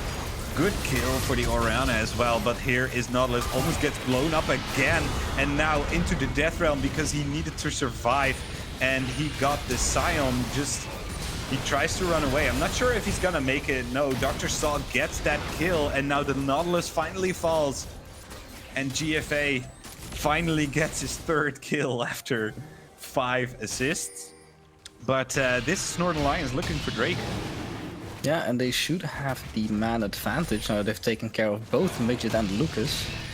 Yeah, but I'm not sure. I mean, Lucas is sprinting down through the jungle. Teleports coming in from... JFA is also not really high in the mana department, and he doesn't have any cookies to refill it. Oh, Drake goes down, the engage is there. Great counter-strike, locking down 3 people. JFA trying to kite away, but you can't get away from the Saw. He's coming for you. Orianna flashing out of the Wukong. Nitro killed the Victor, which is great, by the way. Orianna finally falls due to the monkey's doings. And Dr. Saw is here to push the lane in while the Nautilus joins him again. That was a great team fight. I mean, that counter-strike was crazy.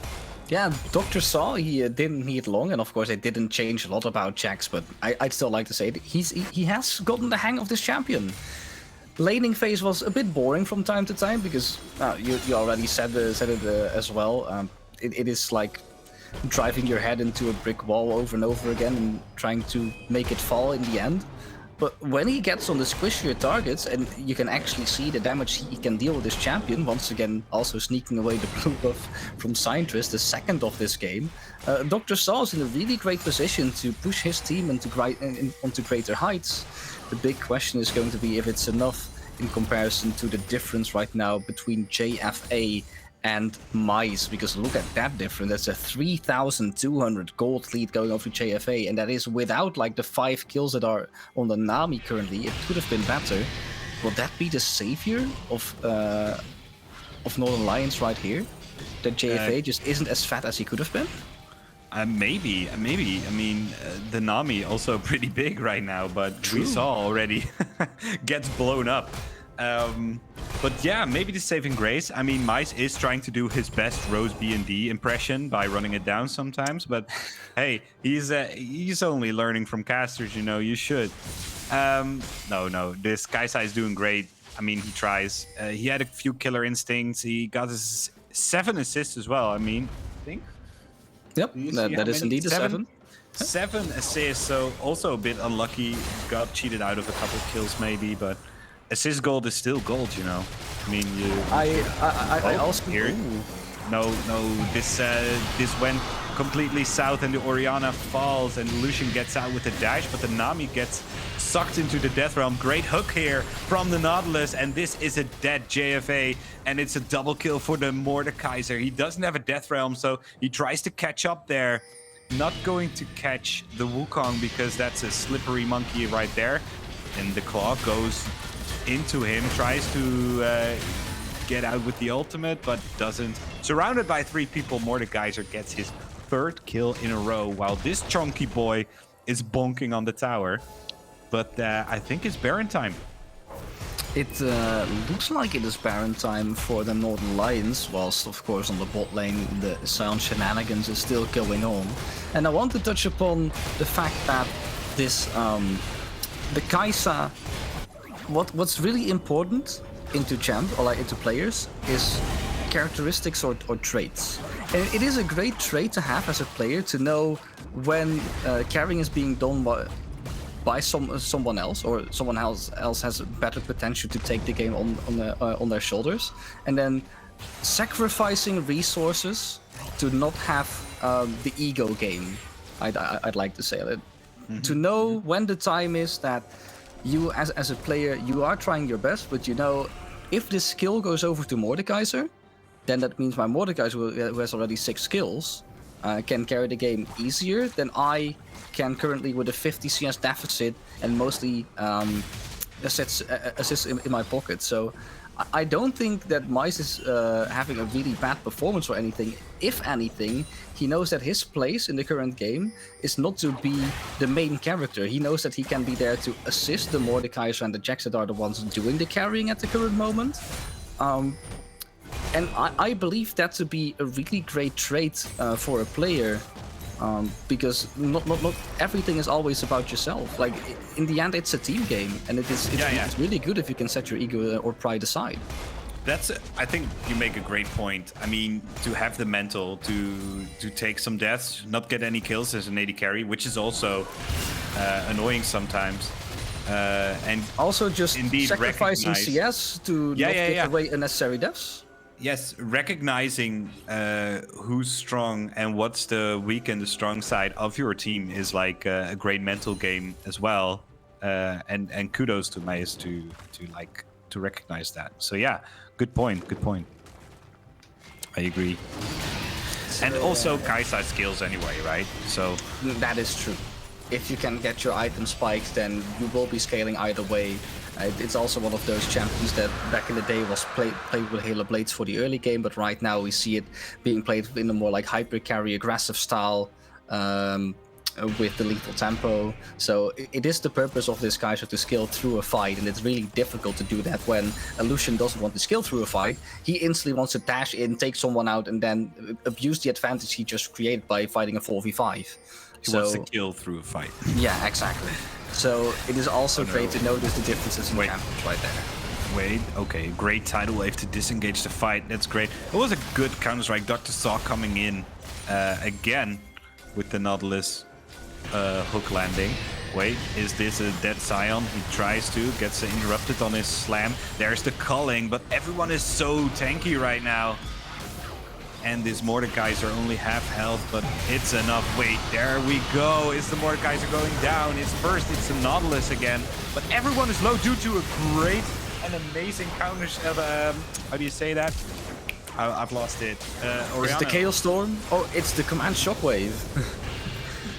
Command Shockwave, indeed. So everyone falls, everyone low health, by the way.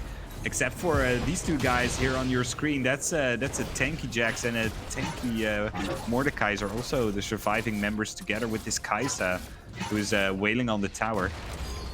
But yeah, 2 people get blown up instantly, and then it's just everyone is low health on the side of Zephyr. And yeah, I'm not sure. It's like, I don't know how to explain it. Like, it's almost, but not really. I mean, there was a lot of potential in the fight. That was my point here. Is Mordekaiser falls. Victor picking up that kill. Verinder on the board with 5 kills right now. Almost 200 CS. Is that where you want to be? Apparently so. Jeez. I'd say so. That was crazy. That was like half a second. At least he got away. I am kind of, I'm also at a loss of words apparently, but I'm impressed by the fact that Northern Lions is making this big of a swing back when Zephyr looked to be in control of the entirety of the early game, Mice not being allowed to play the game, but the lead of JFA having a lot of difficulties translating it into an actual lead. And for the first time in at least a couple minutes, or in forever, depending on perception, Northern Lions now has a lead, mostly because of the ban that happened earlier. And it is a complete mystery to me how Zephyr is not fighting the fights that they want to fight, because they have the combination of champions that want to look for the fights. But every single time, over and over again, it's either Hug Me Please or Nitro. Maybe even the presence of Dr. Saw that is enough to disrupt the plans that much in Zephyr's heads, in their hands, whatever you want to call it, to make sure that their fight doesn't go the way they plan it. And Hug Me Please comes out on top. Saw can freely jump on JFA, and it is exactly not what you want to see if you're a Zephyr fan right here, because there is still a decent lead available on JFA. I don't agree with some of his item purchases, because you could make an argument that Infinity Edge over Rapid Fire, even though the item is more expensive, is a bigger spike, and you would deal more damage, and all you want to do right now is assassinate this Orianna and look next for the rest, because you still have the backup Farindor almost completing his Rabadon's death cap. Right now, the advantage being built by the rest of the lanes from Northern Lions is just enough to keep the rest of Zephyr at bay. And for Northern Lions, their scaling has finally committed. Jax is really strong, Mordecai is really strong, Orianna is sitting on 3 items already, with also the new and improved version of Archangel Staff, or Sarah's Embrace that it is right now. This is going to be a difficult one for Zephyr, but not unwinnable. It's certainly not unwinnable, but I think while I was listening, was thinking about your question: how does Annalie get back so strong, and how do they disrupt this team fight? And I think it's because Zephyr doesn't get to the carries. So if you think about it, Nautilus jumps in, he goes down, I mean slowly. Meanwhile, Mordekaiser will just eat someone into the death realm, as we have a fight here. The Wukong just jumping in, I mean, that's just asking for death. He has to use the flash and tries to get out, but I'm not sure he can. But they can't get to the backline, so they focus on these tanky members.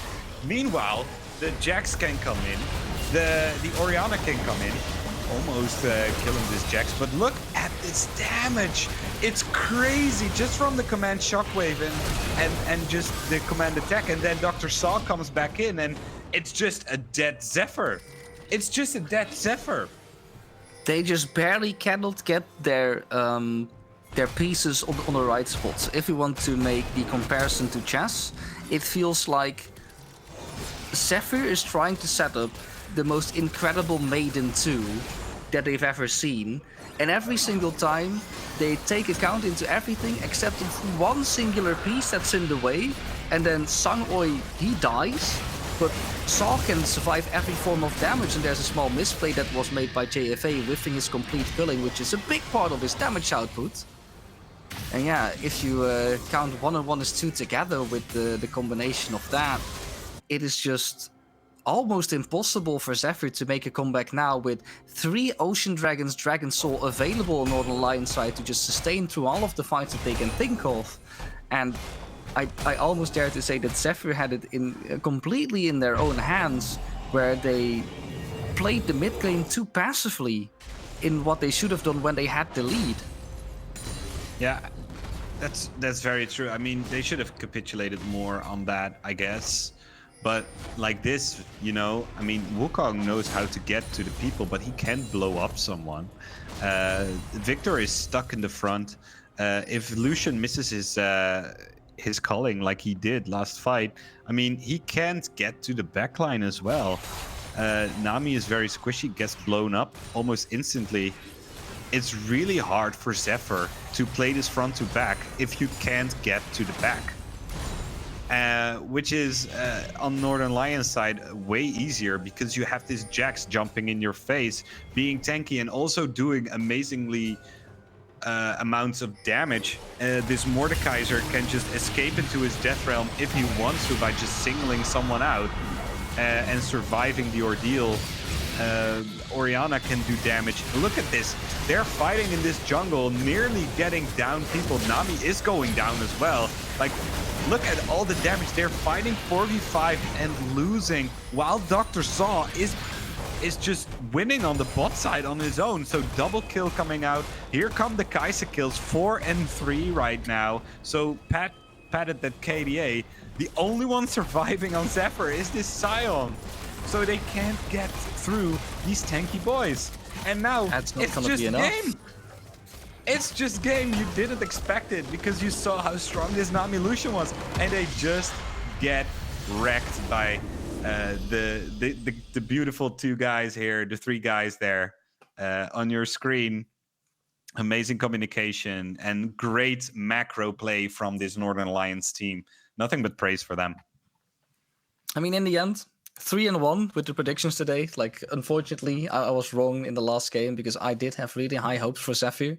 I haven't really seen them in this state yet, and it basically proves what I also said about them, that when they play well, they play really, really well. But when the connection is just not there, then the disconnect into disconnect is sometimes too much. And I think that one of the things we can take away right here is that the team fights just weren't the fights that Zephyr were looking for, but they engaged them anyway out of some form of desperation, which is a bad thing to see that early into the game already. Then again, it happened from time to time. It's only the beginning of the season, so there is nothing that can't be worked on yet. Also, of course, great performance by Northern Lions. Like, it was a really great comeback. Normally, I'd say that a bot lane lead like this one from Zephyr would be more impactful in comparison to the other lanes. But the Orianna, we said it would make the difference, was making the difference in mid lane. I completely forgot to talk about the matchup top lane with the new Jax with the Scion, which we saw that Dr. Saw can easily translate that in a lead for his team. And Hug Me Please just didn't change. Like, Michel, we've seen him in the on the analyst desk before today. He can still be the psychopath that he's always been on champions like Hecarim when he was facing Periton in the first game, on champions like Isamumu if it's available, and right here on the Mordekaiser, he didn't back down, constantly being found in the enemy jungle, trying to get Midget off his lane, and then Saw sometimes helping him by yoinking just 2 blue buffs away from under the nose of the jungler of Zephyr. So therefore, I can give nothing but props to Northern Lions for executing their game plan into almost perfection, except for the bot lane. That was a really rough one, but they survived, and that was also part of the plan. So I just heard from the directors that we have a replay coming up. I mean, it was a bot lane fight, a team fight in the bot lane. Let's just watch this right here. So here we see the strength of the Lucian and the Nami here. Nautilus just way too much forward, gets initial damage and hooks a minion, which sucks, which gives the Lucian like the engage he needs, and a great bubble landing from Nami, and even the exhaust isn't enough, and just Kai'Sa running for her life, trying to get out, and it's the Nami auto attack that gets the kill here after the flash from the Lucian, which really hard. It is really frustrating if that happens, right? Because normally you'd say you'd communicate something like that happening. You are an ADC, of course you want that kill, so it is only logical for you to try and make that play. And in this situation, it's just they do get the kill, but it's rather unfortunate that it happens this way, that the Nami is the one getting the kill, it's not the Lucian. Yeah, but it really shows like the power, like you have to respect it, right? So and that was the tricky part there with Nautilus just jumping in sometimes, not knowing what damage is going to come out. And even though NLE won in the end, I think that's something they should work upon. I hear we have another replay, I guess. I'm also trying to find my charger, but I can't. So do this one for me, Dormat. Well, I'm going to be at a little bit of a delay because then I know for sure that I am not the one seeing pixels. It's basically JFA sprinting in or like jumping in really deep, wanting to take a kill on Mice. But this is the one time that I believe it didn't work out for them, and Mice was able to. Was it not the collapse one? Oh no, this was the one where we had a big team fight on bot lane in the end, where Mice tried to stay alive, flashed into the direction of Hug Me Please instead of Sangoi, which felt a little bit awkward, but also made sure that he died to the ticks of Ignite, so once again, kill over to the Nami. JFA then barely gets soloed by Hug Me Please in Death Realm, but there's no escaping once you're already in that corner, and Lucas is basically making the best out of the worst situation where he knows he is going to be dying already. Better at the very least try and take a kill on Sangoi and donating the kill over to him as well instead of Hug Me Please picking up another kill, because that would have been a shutdown on a Nami for the Mordekaiser that was already ahead, and you don't want that to happen. Yeah, so did Nautilus have to go in there and get the slow down with the E? I mean, you could have. I think the Nami would still have died. I'm not sure if it was the right decision, but I understand your support emotions there. Like, I have to help him kill him, even if it's at the cost of my own life. But the Mordekaiser didn't get like the touch on it to get the kill there. All right, so we have a third replay just to look at. It's a mid lane fight, and let us take it through. I mean, there's a hardcore fight coming up. Here is the start with the Scion, and then the Wukong jumping in immediately gets exhausted and into the Death Realm, so he's pretty much out of the fight. And look at this. All of Northern Lions is like near each other, except for this Nautilus who gets blown up, but at the cost of like the jungler. So the jungler is out, which is a big piece of damage. Dr. Saul almost goes down, but the rest of the fight gets cleaned up here by Northern Lions, and Dr. Saul gets so much health back and just jumps in again to kill off JFA, and then is just, well, It's just Lucas being left alive. It's a wrecking ball. But I mean, it's really great team play from Northern Lions, knowing when to re-engage in that team fight. But yeah, the Nautilus was still blown up pretty quickly. I mean, I think they could have done more, but also very unlucky that Saul didn't get blown up there by the Lucian. I think that was a big problem as well. Yeah, it was mostly, I believe, a combination of mismanagement in the engage of the fight for Zephyr, because it could have been a real good fight if the pick was there with JFA as well. And then also the mismanagement from JFA himself, where he played an excellent game throughout most of the rest of the game. But here he misses at least 50% of the culling, which is a really big part of his damage. And that basically translates in him having to walk up closer to the rest of the enemies to actually deal damage, being forced to use his auto attacks to do that. Well, against Jax it doesn't work because he has the Counter-Strike. We've just seen that he dealt a lot of damage to Jax, but the moment Counter-Strike gets up, he can't kill him anymore. And then afterwards, it was basically just waiting, maybe even toying around for Northern Lions to make sure that they could get the kills on Zephyr. And we can also just go to the standings because, of course, I've been rambling on too long. That is fair. People behind the scenes like, this takes too long. Go to the... Please move on.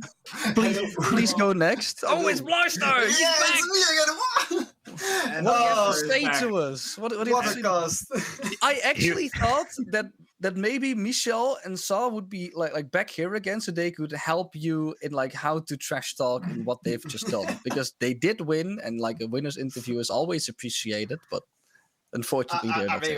We can still trash talk them behind the back, of course. True. Of course. I mean, as such is tradition, right? Yeah, true. I mean, it was a wonderful game to see. It was only the action at the bot lane most of the time and farming top and mid. But then you see like the team fights, they pop off. Lovely to see. Especially the Dr. Saul always on the scary roll. Love it. But we saw just a short review of the current standings because now Northern Lions Esports won, but they're not the only team that won because also you have DCA Red that won, Esports Team 20 as predicted, DCA Link with Don Sonic and Rose B&D in the team. Those 4 teams are currently on top 4. That means that we are still have so many games coming up, of course, this season. I mean, look at what is happening now. Did you expect this kind of standing, Dermot? I did predict 75%, if I'm correct today. Because the only thing I was wrong on was the Zephyr versus Northern Lions matchup, and there wasn't like any form of disrespect towards Northern Lions, but yeah, I just had higher hopes for players like JFA who once again played a really good early game. It's just that it's unfortunate they cannot translate that lead into the victory of a game. But the rest of the games were really interesting. I was a big fan of the first game of the day. That one was also really close until like one form of mistake and ended the game. So that also shows that some of these teams are really close to each other in power level. But then we had game number 2 where ETT was, how can we say this? Showing every corner of the map to Blue Shell. And I don't want to be negative toward Blue Shell or anything, so I'm not going to do that. But that also shows that there might be some big gaps between some teams. And it doesn't make me frightened for the future, but ETT is going to be a real difficult team to deal with if you can see what they can pull off and mostly what they can get away with. Because that last one is a really big one in their in their arsenal of clownery is what I want to call it by now, because this team can reach the highest of highs and still have room to have some fun, pull a best of 5 to game number 5 just because they can. And I don't necessarily know if that's like a good trait, but only the long run can tell. So therefore...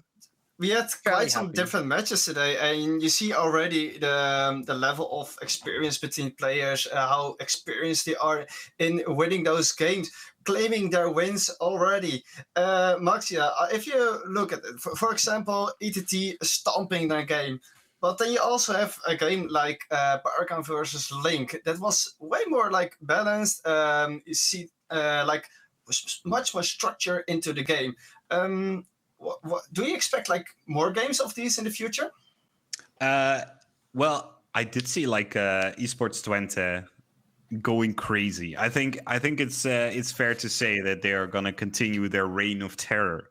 Of course, it was against Blue Shell, but I really like the games like the one I just casted, like the last game between Zephyr and Northern Lions, because I like the back and forth a lot, and the comeback story is always great.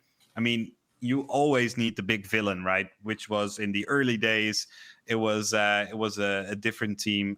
I blanked on the name, but it was really dominant. And right now, ETT is really dominant. So it's the team to beat, which motivates the other teams more. So maybe there will be a comeback story, and will ETT goes down somewhere. So I really like the big villain at the top. I like that. Yeah. But the games I enjoy watching are like the back and forth and the comebacks. So yeah. Like you said in the beginning, you haven't seen the best season of unlucky, but Dermot has. We have been there sitting together at the desk. And what we have noticed of Esports Team 20 in that season is they started really, really bad.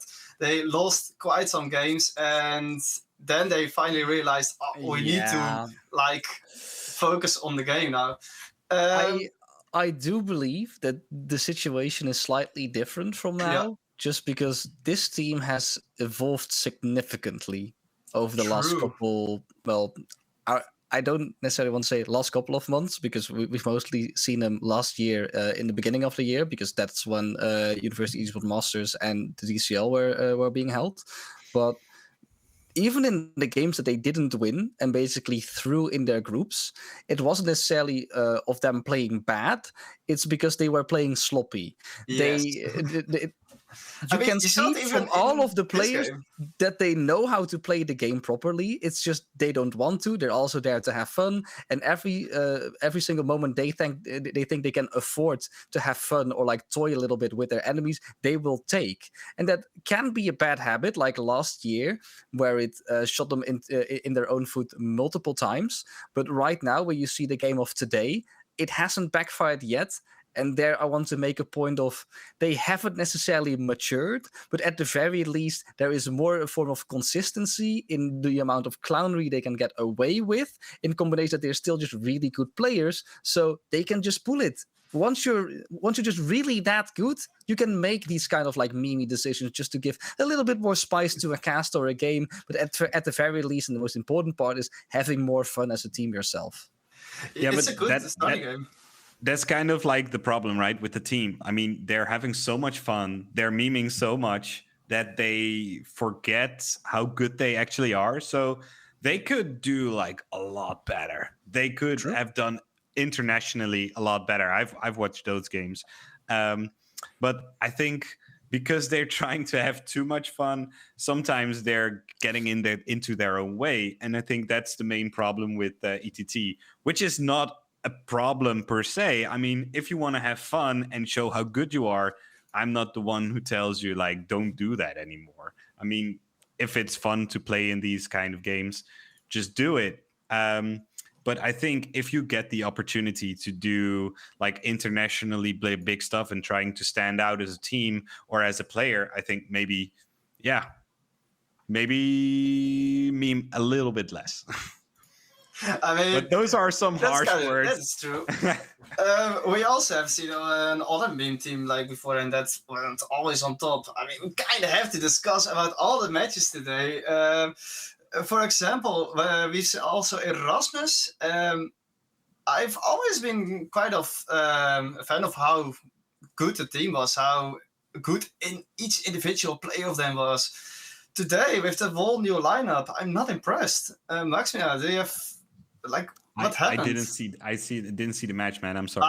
Okay. Then I pass it on to Dermot. With me and I'm Cast. sorry. Well, I'm going to try and keep it short because I'm also seeing that the stream wants to like try and get the stream to a close. But Erasmus, I think it's mostly that they didn't have a player like Ali playing that can take control of a situation like this to make sure that they can win a game. But maybe if Alaplane ever returns, that will make the difference. Sure. Who knows? I think it's just better to just wait for the future to see what they can do. The future, let's talk about it because next week's matches. Yeah. True.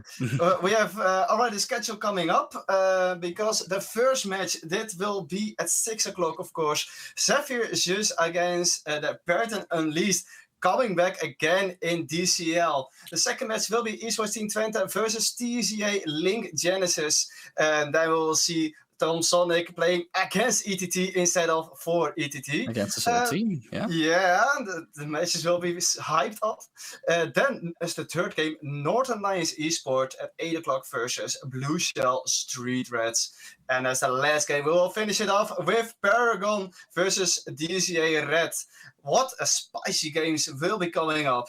And yeah, any less opinion about the incoming games? Someone? I'm being positive about the future. That's basically it. All right. I'm really hyped. I'm actually curious about the second game, of course. Then we will talk and actually, no, we will make an ending of it because this was the most beautiful day of DCL this year because it has been the first day so far. Nothing to talk more about it. Thank you a lot for casting today, Dermot and Maxia. And I'm the host for today, Sander Blastercast. Have a good night.